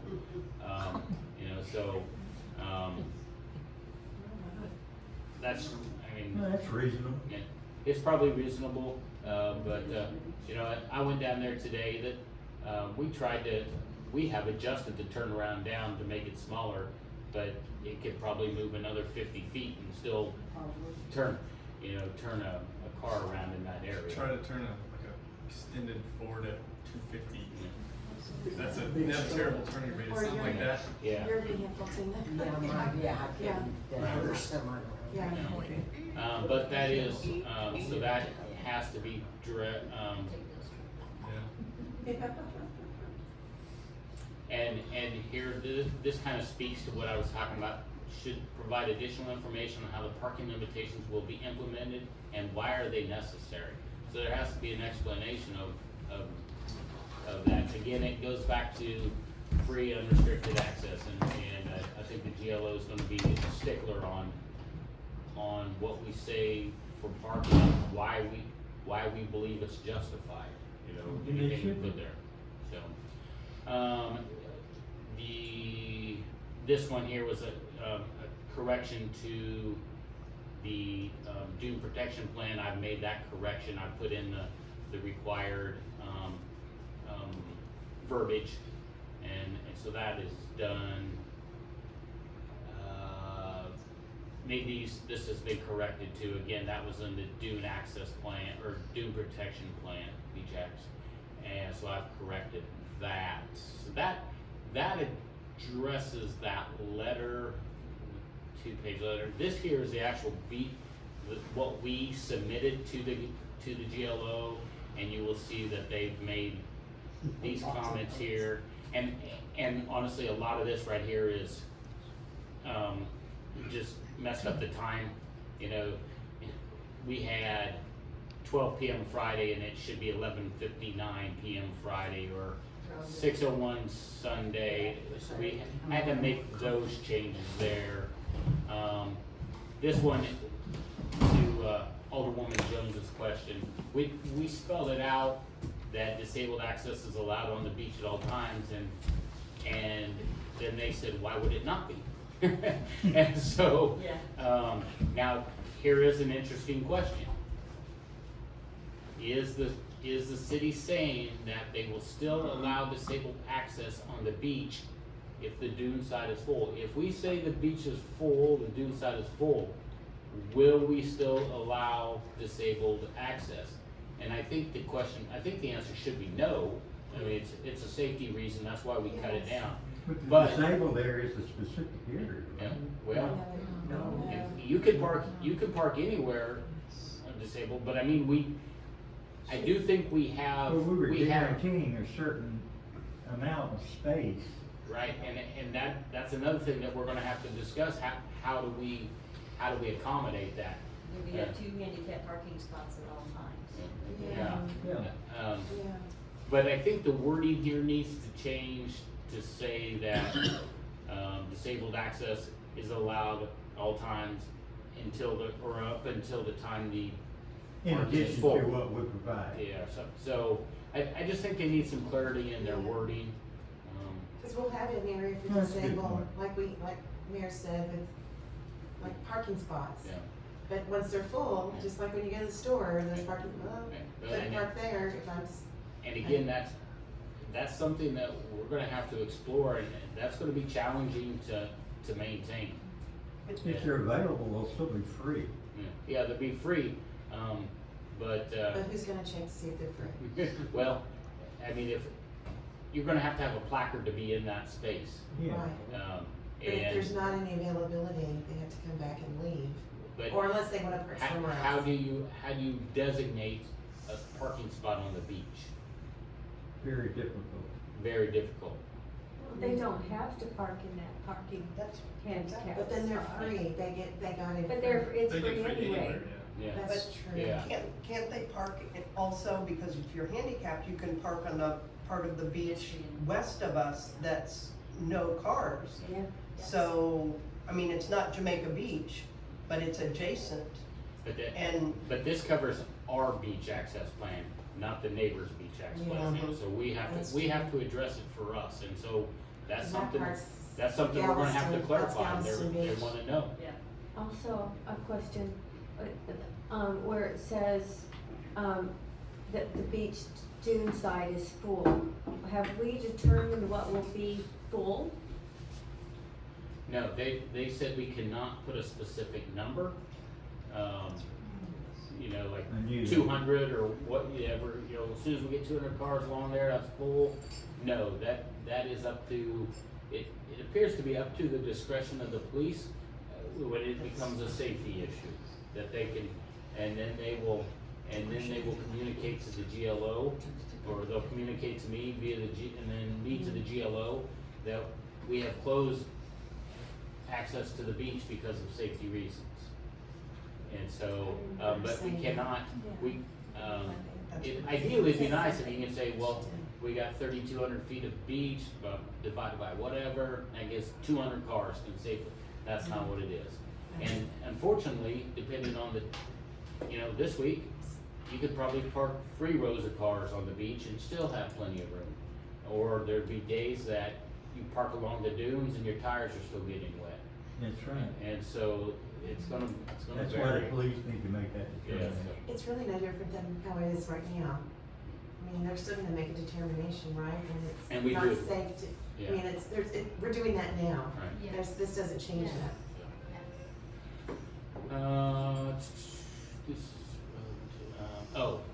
Basically, they said that doesn't need to be in there, so we just remove that. And this here, the question was, the beach is divided into free and fee areas, and their question was, will it be divided with bollards? And I think what I rewrote it to say is that it will be the imaginary transverse line that dissects Buccaneer. That's what we need. Yeah, I read that, and it's very good. yeah, so we don't wanna put up more bollards. No.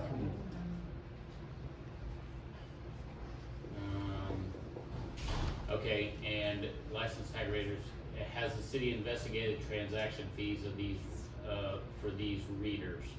And, we haven't, I think what they meant was the transaction fees for the pay by phone. A license tag reader doesn't have a transaction fee. It is a piece of equipment that does exactly what you think. It drive by and it will scan your license plate and it goes back to a computer and it knows whether that, You know that when you got the ticket on the strand, because you didn't pay Yeah. during the week.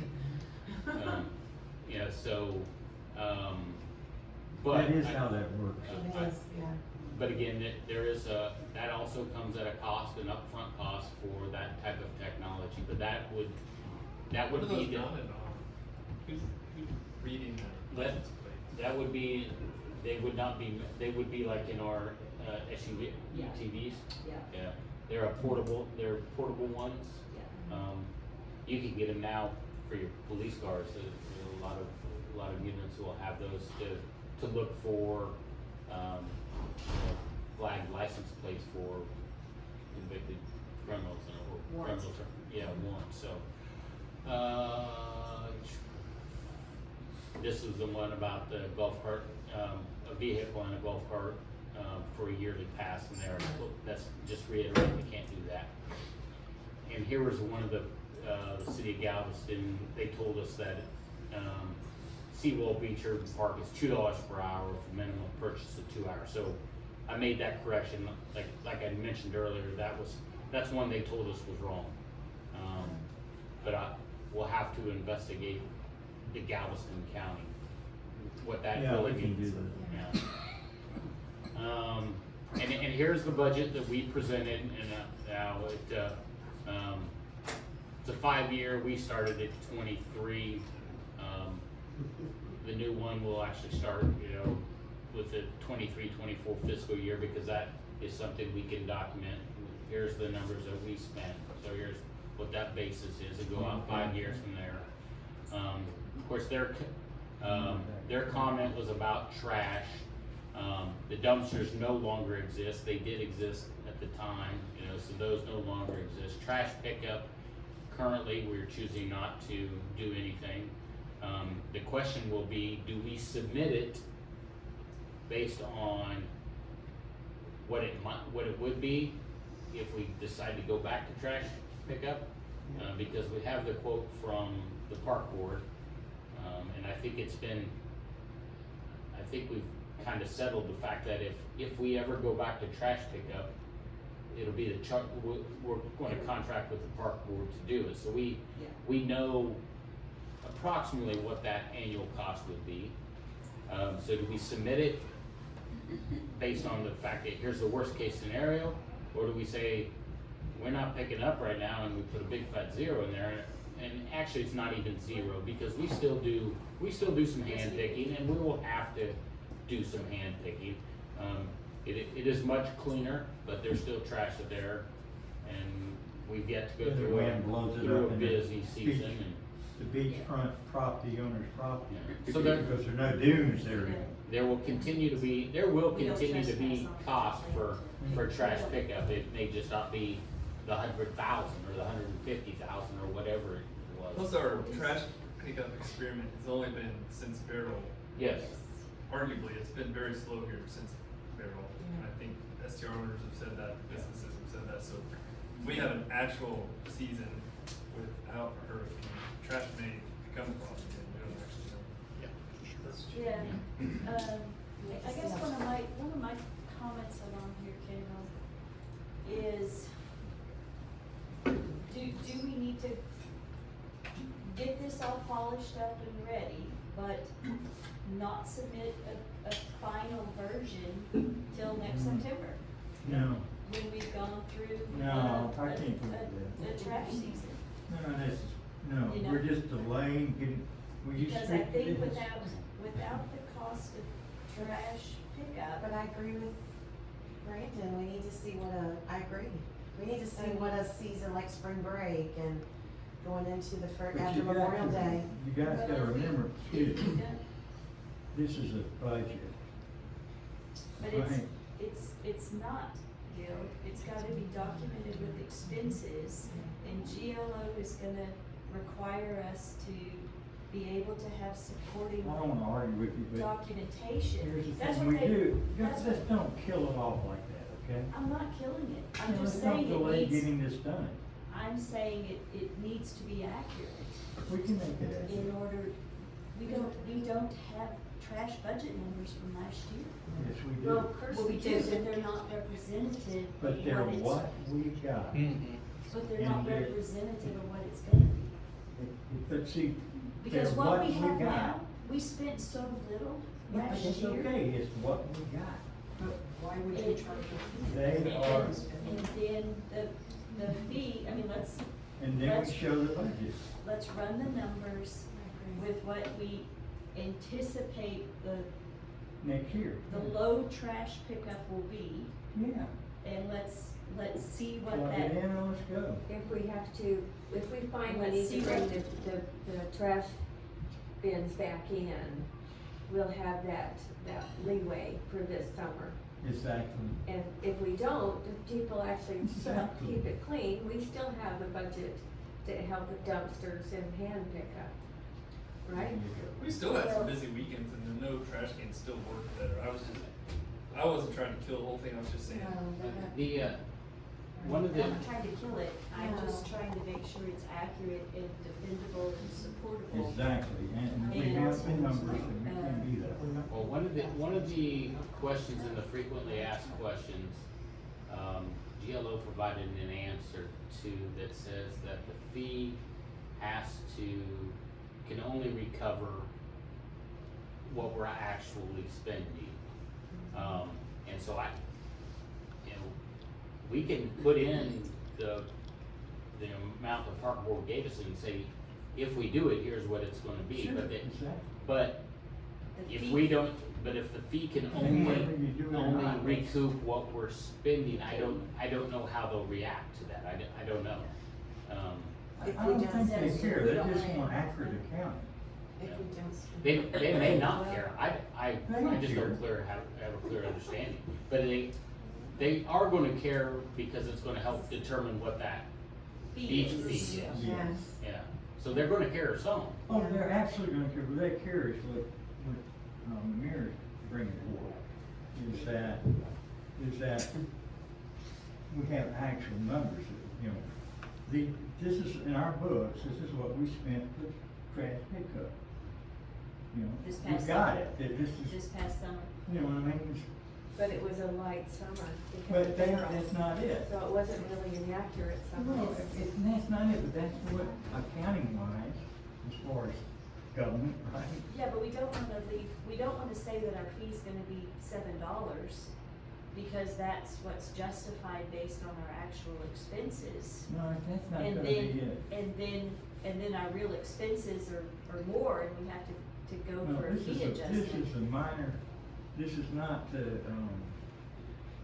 budget's made up of many entries here. Trash, Our biggest, you know, we're gonna have Yeah, trash trash. pickup, we're gonna have police, we're gonna have, you know, all these different things that are in there. So, what their real concern is that we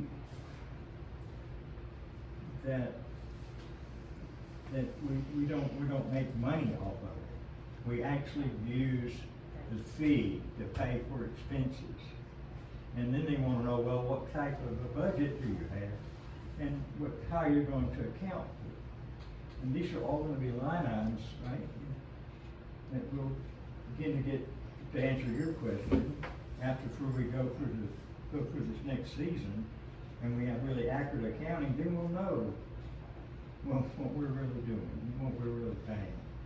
This and is just a all I'm budget. saying is, should we run it through the summer, have everything ready to go, where, you know, the only thing missing on that is in, you know, September, we plug in our actuals and see what that does on the fee, and then, It's not gonna affect you know, the fee.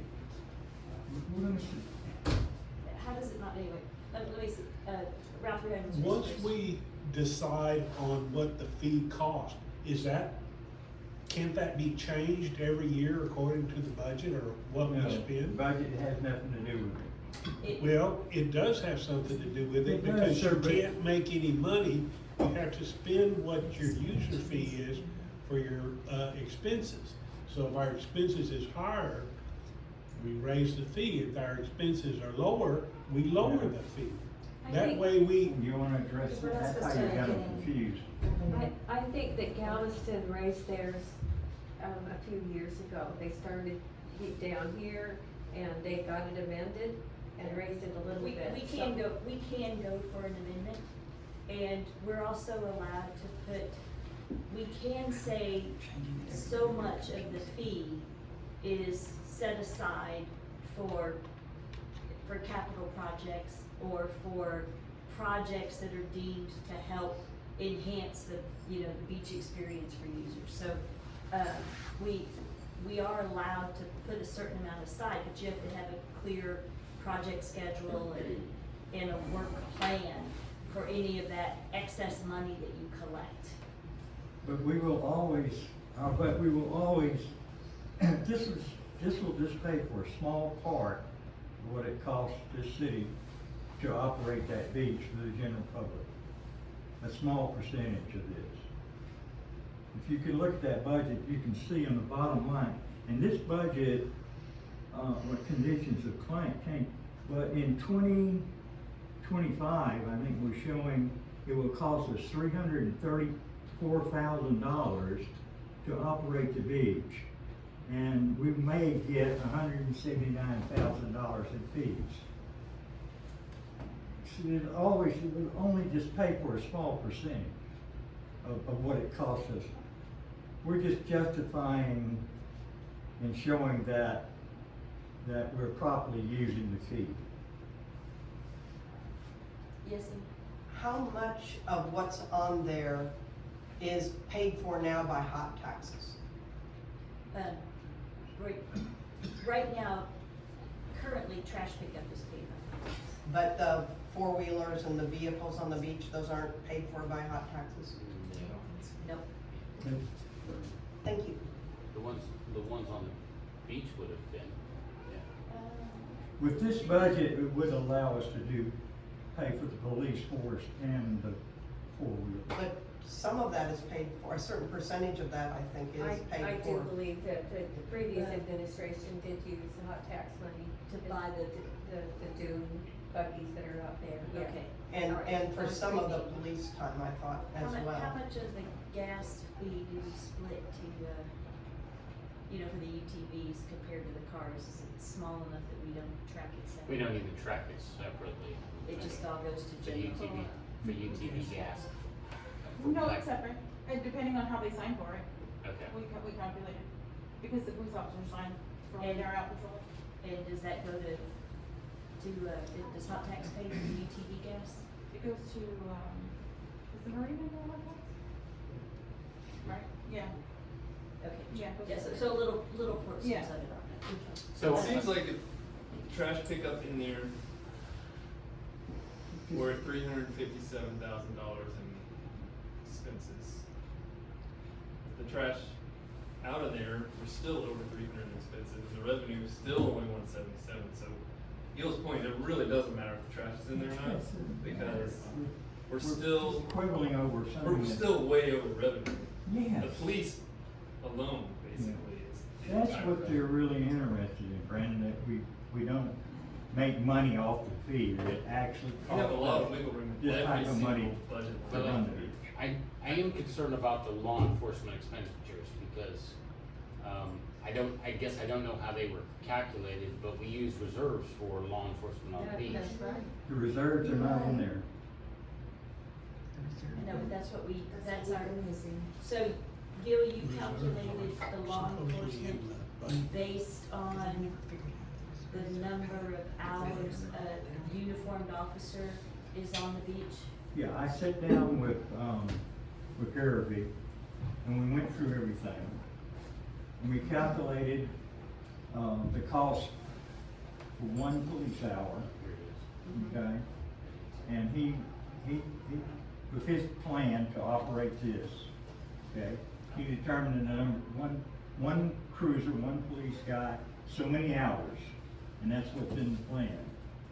There's no reserve officer money in there. I mean, it's real transparent, it's real factual and defensible.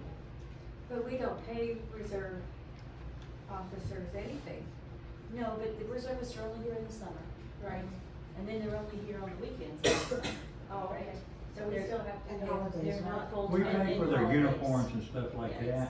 that. And we pay workers' comp, on them as well, so there's a slight cost. It's a slight cost, of- but, Of having the reservists. you know, I mean, we're so high with what it cost us, to get this approved by GLO. We're only gonna get a fraction of what it cost us out of this fee to run that beach. So I didn't put little things in it, I just put in the stuff that we could absolutely defend. You know what I mean?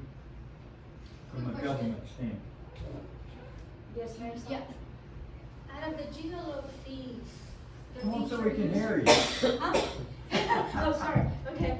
Out of the fee, whether it's $15 a day or $50 a year, how much of that goes to GLO? Because, I mean, how much of None that of do it. we keep, Jamaica Beach keeps? Everything. Absolutely everything. Minus the Okay. transaction. Goes directly to Yeah, the city. minus the transaction. Minus the okay. For whatever tool we use to collect money, Okay, right? and what about the police, the terminology? Reservists? Reservists, are they paid through HOT? No. You can't use that money to pay them through the HOT? The reservists are paid. Oh, they're not paid, okay. They're not paid at all. But their costs, like gasoline and outfits and That's everything, fixed. can we use the HOT taxes for that? Yeah? That was my question. It's just, Say that again. We can probably use hot. Yeah. For the reservists' uniforms. Since they can only work on the beach, I don't know, we've not looked into that. We haven't discussed that. yeah, there's some nickel dimes in here, but for the budget, right? I saw no reason to get down to that detail, because it's it's a budget. It's a 5-year budget. I know, but I believe that, Kendall, can you clarify that they're asking for some pretty documented support, not, We can put that, so I think There. Whistle. anyway.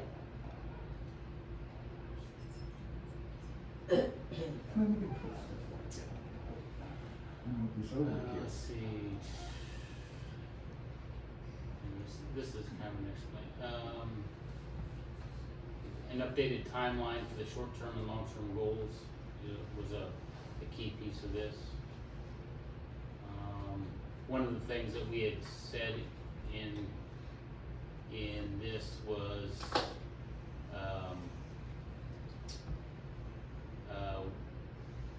something about the wheelchair. I was trying to remember where we put that in. B, it's under 8B. Yeah, that's what, they've actually, I mean, we don't have to buy those. We had 2 more provided to us through a grant, so we now have 3 of them, so, that wouldn't, Yeah, that's out of there now. that'd have to be taken out of there. That will,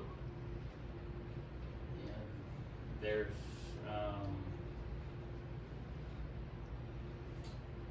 trying to think what else that, again, the comment that this timeline needs to be updated, which is probably minor type stuff. But those are the highlights of GLO's comments, in regards to the beach user fee. And again, we also have the dune protection and beach access plan, which, honestly, I've addressed those changes. Most of those were, most of them, they told us what we needed to include. So I've made those changes, so I feel I really didn't wanna waste council time on a discussion of that tonight, but there are a lot of things that we need to address in this plan, so we're gonna have to hear from the council on the best way to accomplish that. Can I bring something up that Sure. I think it's the hot button topic, and that's the pilot program for bathrooms. Have we decided that we're going to do bathrooms, or yes or no? She didn't say we were required to do it when she was here the other night. That's Yeah. right. No, what she said is without them, it would affect the fee we can charge, right? But we Just did, say what we we did want. tell her that, or ask her that the service we're providing is the parking on the beach. And she said that is a service that would count. She didn't specifically go either way on Right. what the bathroom Yeah, what- dollar amount per. Yeah, what she said is without it, your fee will reflect not having it, right? But she didn't, So that just without means, without more detail in the budget number and the project timeline, for those expenditures on dune restoration and flora on the beach and some of those expenses, then, yeah, it's hard to, we have to look at what the fee could be. so it's up in the air. That's a good question. So it's Make up sure in we the air, get we're it going out. to include them in this. I think we should submit the plan without the bathroom and see what the number comes back, because nobody wants the bathrooms. Yeah. Not a single person's like, we need bathrooms. The surveys come back and said they don't want bathrooms. Yeah, nobody wants that. They want to drink beer and no bathroom. Yeah, that's what they said. They want the world, and here we That's are what they trying We said. want them to take the trash bin home. Is there a point, a price where it's not enough to be worth the effort For the fee. for the fee? I mean, at $15 maybe, but what if they tell us the fee's $7.50? Is there a point of that it's not worth the effort that it's gonna take to enforce this or do this? My big worry is that, Marie Rob's plan is to have all of the West End not have on-beach parking, and we will be the only free beach, drive-on beach on the west end of the island. Well, we'll still be that, because we have to have a free area. Well, So we will still contain the only, I mean, just making sure we're clear. Yeah. We will still be the only section of parking for free on the beach. if Marie, We have a free section, I know, that just, but the thing is the crowds. Well, then, that's all I'm worried, people are gonna say, Jamaica Beach is free and everybody's gonna come here, because everybody, You already do it. yeah. So we could at least recoup some of our costs if it's worth, Exactly. balances out. and that's why, Yeah, that's why I it's think we just it. What do need you to. wanna do? I mean, do you want, This is my proposal, let's polish up these budget numbers a little bit, because we've got actuals now for Yeah, we can do 23, it. 24, right? And let's look at how the budget projections and the capacity to do the projects for the Flora and then let's just polish up that table right there, Kendall, Okay? and come Maybe we could and run it see what our fee would look different like. fees, yeah. And let's discuss that at next council meeting, and then let's make sure everybody's still in agreement with doing the rest of the plan and moving forward. I mean, that's my recommendation at this point, is let's do, before we spend more time on polishing up the entire plan, let's look at the overall budget and what the revenue. what are you gaining here? I'm saving Kendall a bunch of work if we come back and the number says, you know, this is, I think it's a stepwise progression on let's make sure we absolutely understand what fee we can charge and how that's gonna reimburse. And then we can proceed into doing the entire polish. It's a two week, No, listen, and we're please. still working on the plan because we Please. still have to polish those budget numbers Please. still in order to put it in. Please, So, please listen. I have listened, Gil, No, you haven't. and, you know, What can I say here? do we wanna, okay, I'll ask council. Yeah, Would we this is- like Kendall to start progressing the entire plan? You know, with the timeline associated on when we submit the comments back to the GLO? Or do we prefer to, you know, do two steps?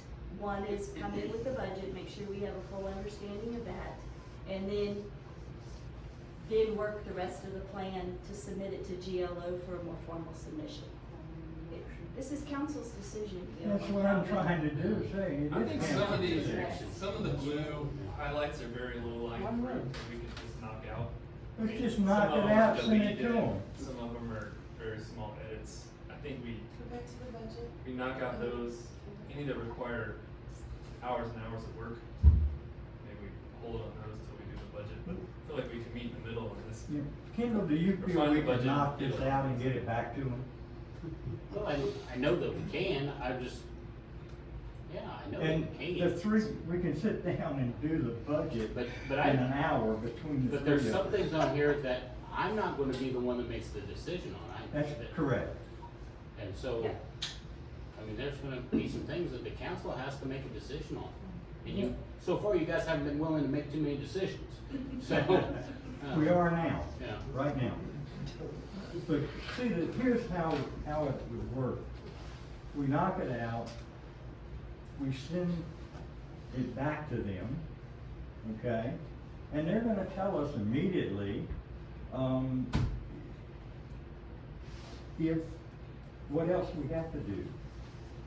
All right, that's all that's gonna happen.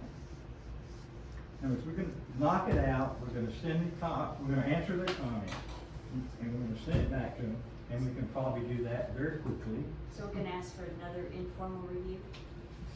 I mean, I think that is what she states, That's what she In the- expects us to do. But why don't we polish it up and get more documented before we jump? What now, say again? Why don't we polish up this, budget and get more documentation that they've asked for Yeah, before we jump and send it to them? well, this is informal, it's just like we're gonna answer, see, they sent us this document, we're just gonna respond back to it. That's what she expects us to do. But they have a bunch of questions that we also have to answer. We can answer them.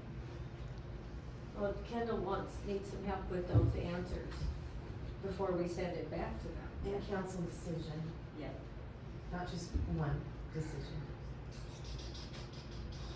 Can we send him our answers through email, let's say, and give him, Yeah, you can give me input, yeah. and that way we could have time to think on it?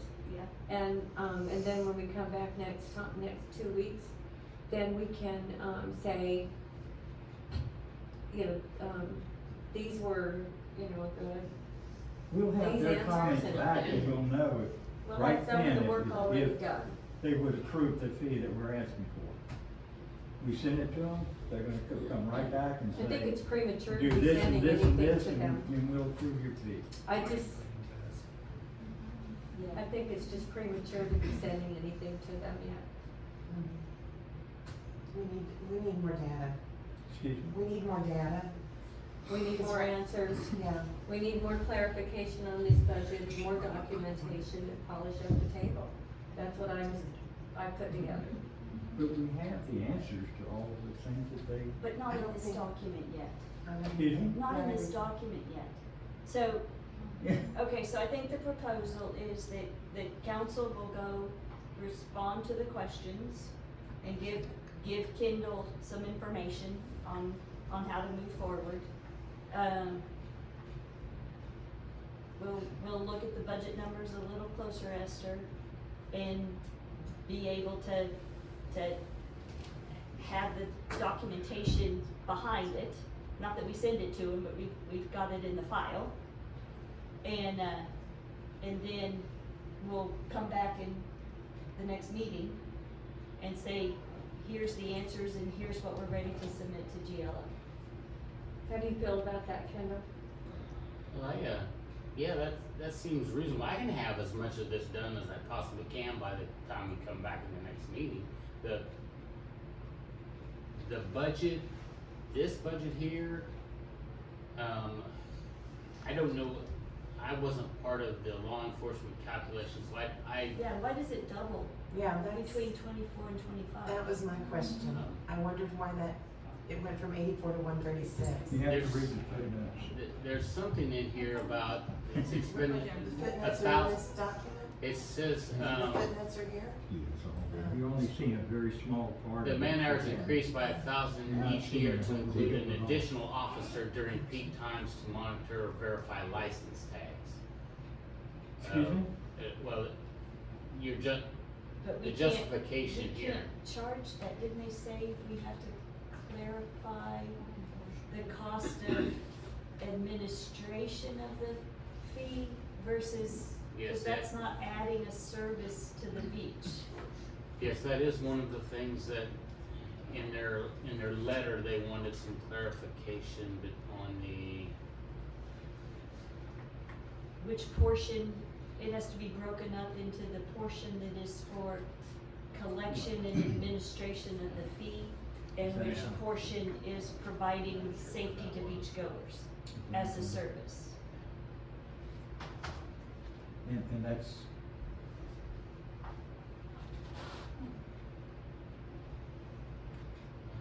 That boils down to the cost of the readers, because we're using the auxiliary people to verify. Well, I don't know that See, that's they been, just don't want, see, these are things that's happened to the GLO on authorizing these plans, and there's a history they have. And what's happened, and what she told me was that cities try to justify these budgets, with pumped up numbers, and they try to include the part with the fee into the police man hours that they're gonna be paid for. So they wanna know, they don't want that to happen, they wanna be fair. So what she said, they wanna know what the man hours or the cost for the police officers are, and they wanna make sure that we're not adding a lot of dollars in there for collecting the fee. so they want it separated. Okay, so we That's need all to do it that, is. we need to do that in this table. Yeah, it's in this table. Okay. We didn't know this when we made the table. Okay, Well, Conditions have changed. that's why we need to update the table and clarify it and clean it up a little. Yeah, that's all they want. Okay, that's what Kendall gets to work on. Happy homework, Kendall. Now, do we have to answer these red letters for you, or just the blue? I'm trying to just think where, what I mean, some of the things you're gonna have to weigh on,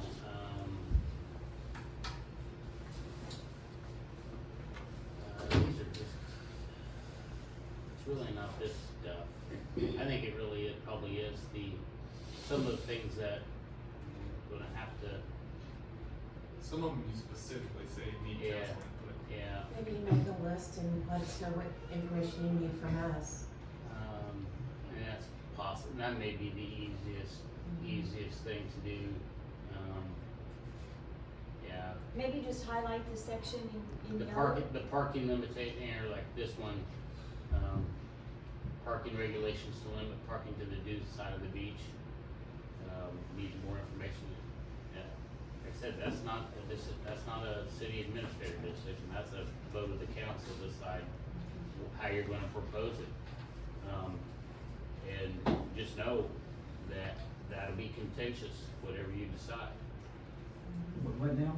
The parking, and how you administer parking on that beach, and what you allow them to do, or where you allow them to park.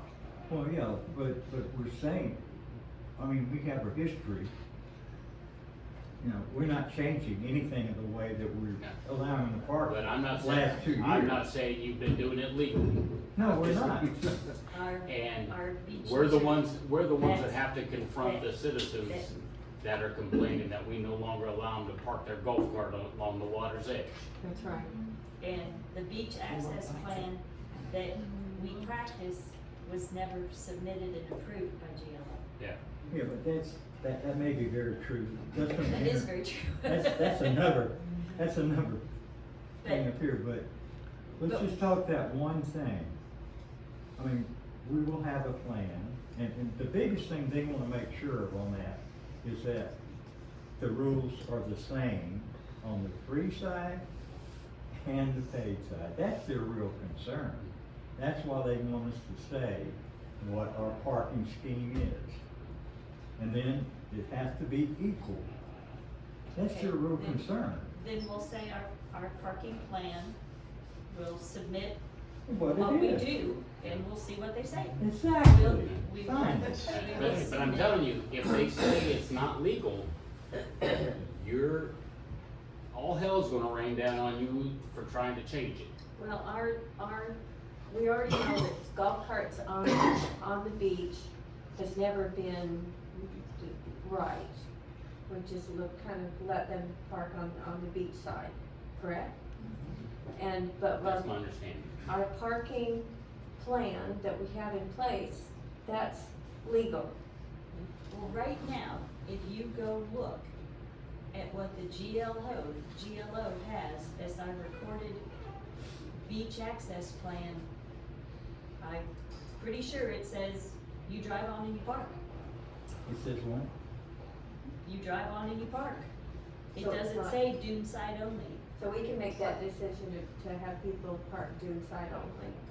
There was a proposed plan out there that states that. It was never submitted to the GLO and approved by the GLO, I see. right? Okay, no, I didn't know. What would make life easier for our officers would be that we spell out, we're gonna allow golf carts on the water side when Yep. we don't allow another vehicle on the water side, and see if the GLO is okay with Yeah. that.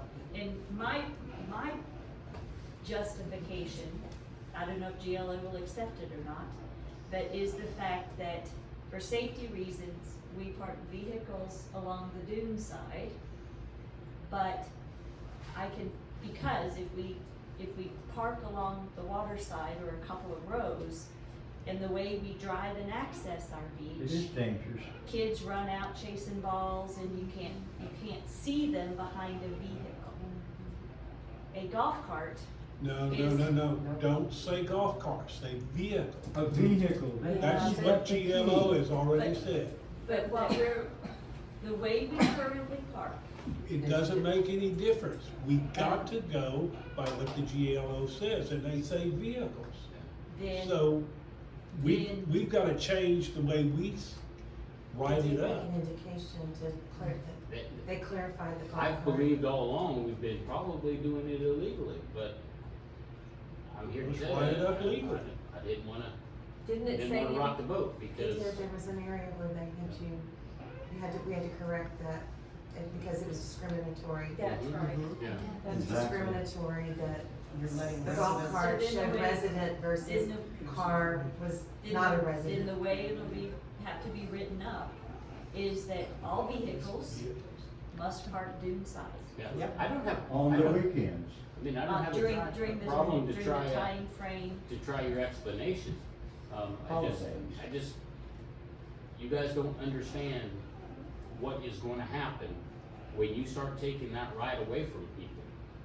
Golf cart people will be angry. Angry isn't the word for it. Yeah. We've already heard just small portions when we tried to enforce them not parking in the turnaround areas.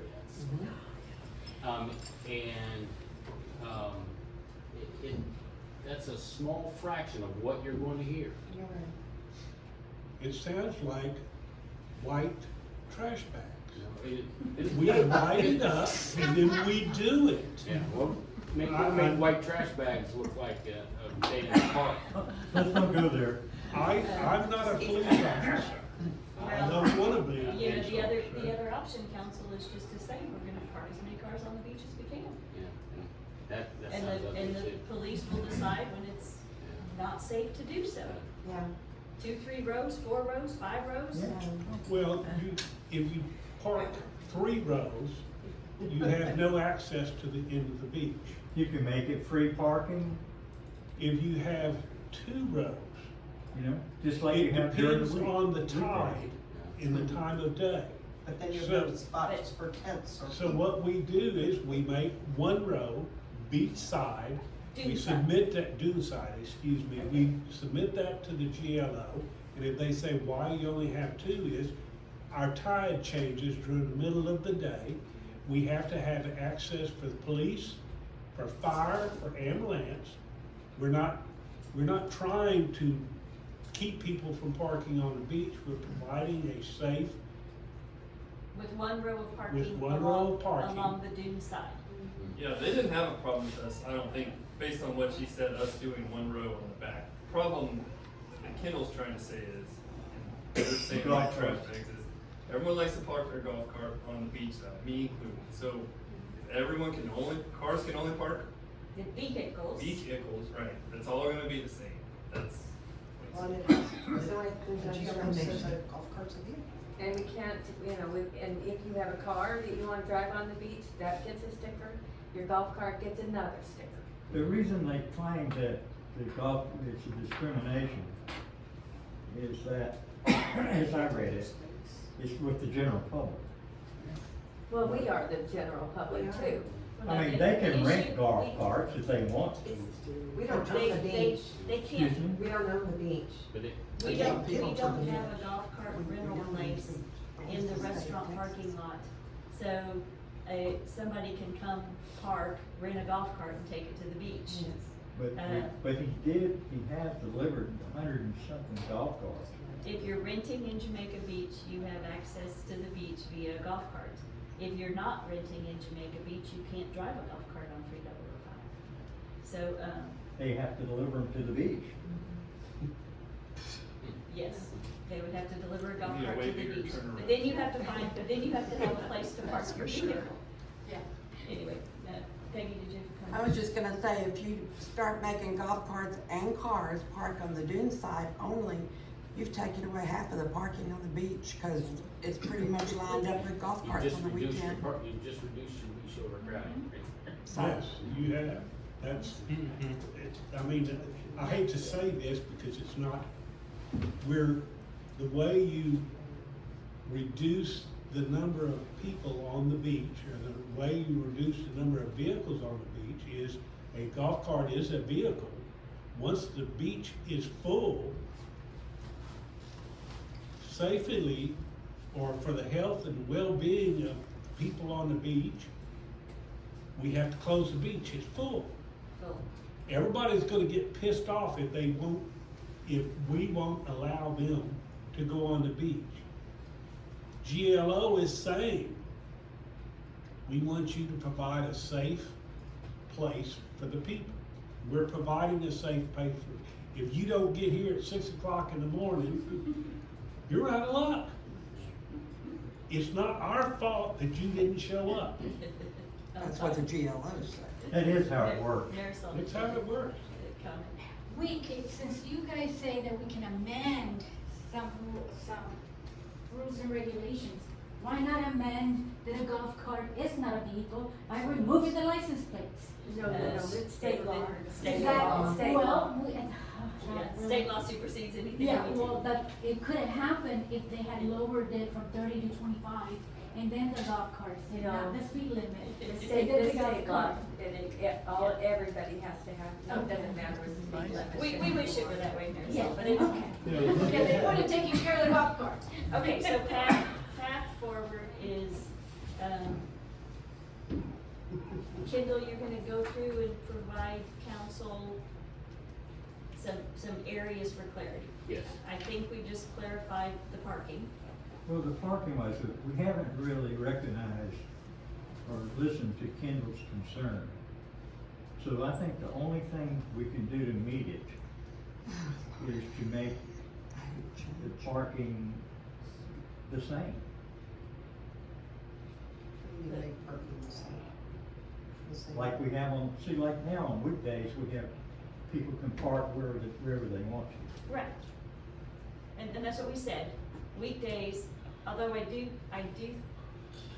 think the timing for it, I've heard concerns, that it really needs to start, it doesn't start until Saturday at noon? Saturday at midnight, or Friday Friday at midnight. Friday midnight? Yeah, Friday at midnight. And that Fridays get to be pretty problematic too. And then we actually wanna make it Thursday at midnight until Sunday at 6 p.m. or whatever the Sunday time frame was, where the parking is Mhm. dune side, only. One road dune side. And then the rest of the week, it's wherever you wanna park on the beach. But I did hear from Garibay, not so much after Barrel, but typically summer before in busy times, that Fridays get to be a real problem too, with the number of cars on the beach. And Yeah, then, I think- and that time frame should have been. I think just the weekends is fine. So, yeah, cause this, I think it says noon Friday. Yeah, 6:01 PM, so standard parking, 6:01 PM Sunday, so Sunday night to 12 PM on Friday, which would be noon on Friday. But the problem is, you've already got a half a day of people parked in the wrong place and then Yes. the police On have to Friday. try to move them. Yeah, Friday. yeah. I mean, it needs to be midnight when it turns over. Midnight on Thursday. And, yes, That's what I was trying to get. And why not go Yeah, till it midnight needs to on be- Sunday? And just do Sunday Thursday night to nights. Sunday? Sunday evenings, I've never seen it be crazy busy. I mean, Okay. people usually, In the evening. I feel like it's really busy in Yeah. the evening on Sunday, and that's when everybody's also throwing their trash over. Yeah. Sunday evening is the grossest time to go to the beach. We really, we were only restricting the dune side, I thought, was on holidays. no, it's weekends and holidays. Weekends and. Weekends too. It's always been weekends that we restrict. I mean, for now, it's always been that way, but we're gonna change it just to holidays. No, we were gonna say dune side parking from, like I said, my council chimed in, but my recommendation is 12:01 a.m. on Friday morning till 12:01 a.m. on Monday morning. Yeah, the Sunday does get busy. And that during that's March 1st to Labor Day weekend, right? And then all other times it's standard parking, which is you park anywhere. Sounds good. Okay, so that, So it's the same all the I time. think that is a change because well, I wanna make sure that.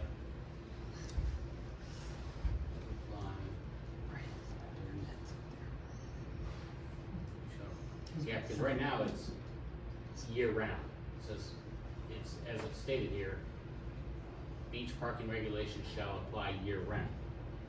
Okay, well, I So- think the current practice is, once we get past summer season, then we don't enforce that on the weekends to park on the dune side.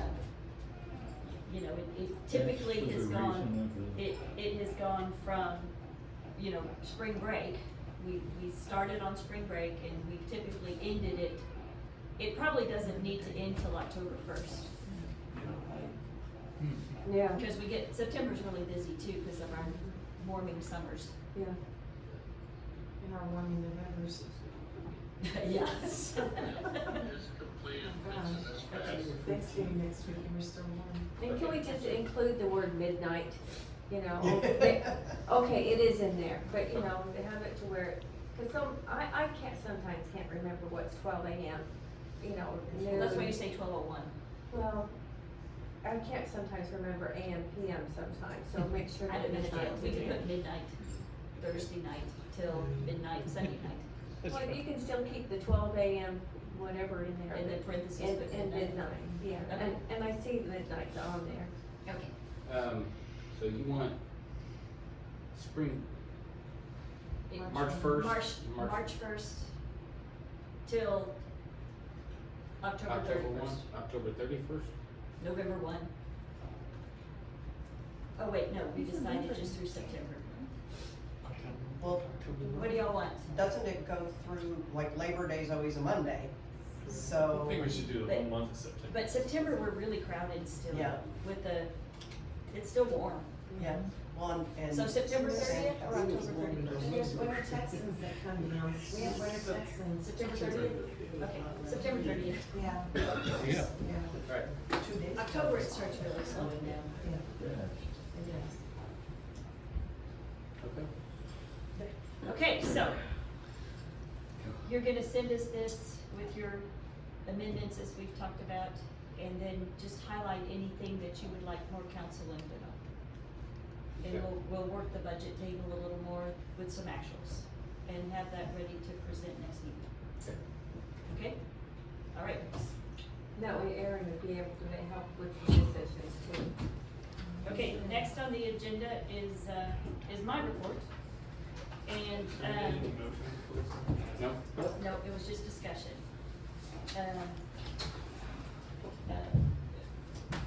First of all, a little bit about permitting, you know, we will take into consideration and take a look at how, anyway, just, is there a way to streamline, you know, it's a new online tool, and we'll work at doing that, but I'd also like to point out to the city that, you know, the city is not here to subsidize, construction projects, and the fees do reflect our costs. We will look at when we're triple charging, and it might not make sense to triple charge. Based on, you know, we're trying to stay whole, and I said it's not fair that we subsidize construction projects with city employees. Then also a little bit about the sewer update. The sewer plant refurbishment is working, and we'll continue to have more to report. They're optimistic it'll be up and running by the end of the year, so we'll have the other half going. Also, as we found out after Beryl, our sewer system is in worse shape than we anticipated, with huge floodwater ingresses every time we have a high tide or a massive rain event. We did camera the beach side, cause that's where we suspected the worst of our inundation of salt water to the plant was coming from. Shortly, Kendall will be bringing forward a recommendation on critical areas for, I think the cost is gonna be necessary, that it's not within Kendall's, budget authority to approve. And then, you know, early January, we'll be bringing forward a plan to council that says, you know, okay, here's how we intend to start remediating the rest of the, you know, we need to camera inspect, clean, identify the issues, and break those into sections throughout the city. So, we are, it doesn't, I know y'all don't see it, but Kendall's working fast and furiously on progressing our repairs to our crumbling sewer lines.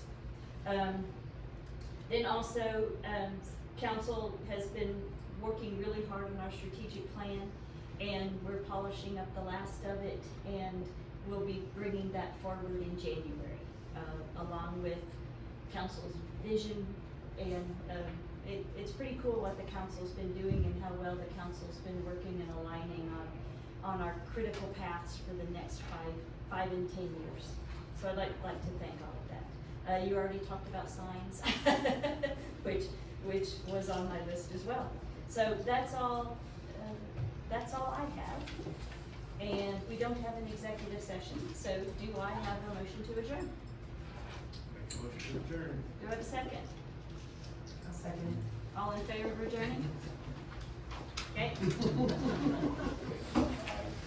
Thank you.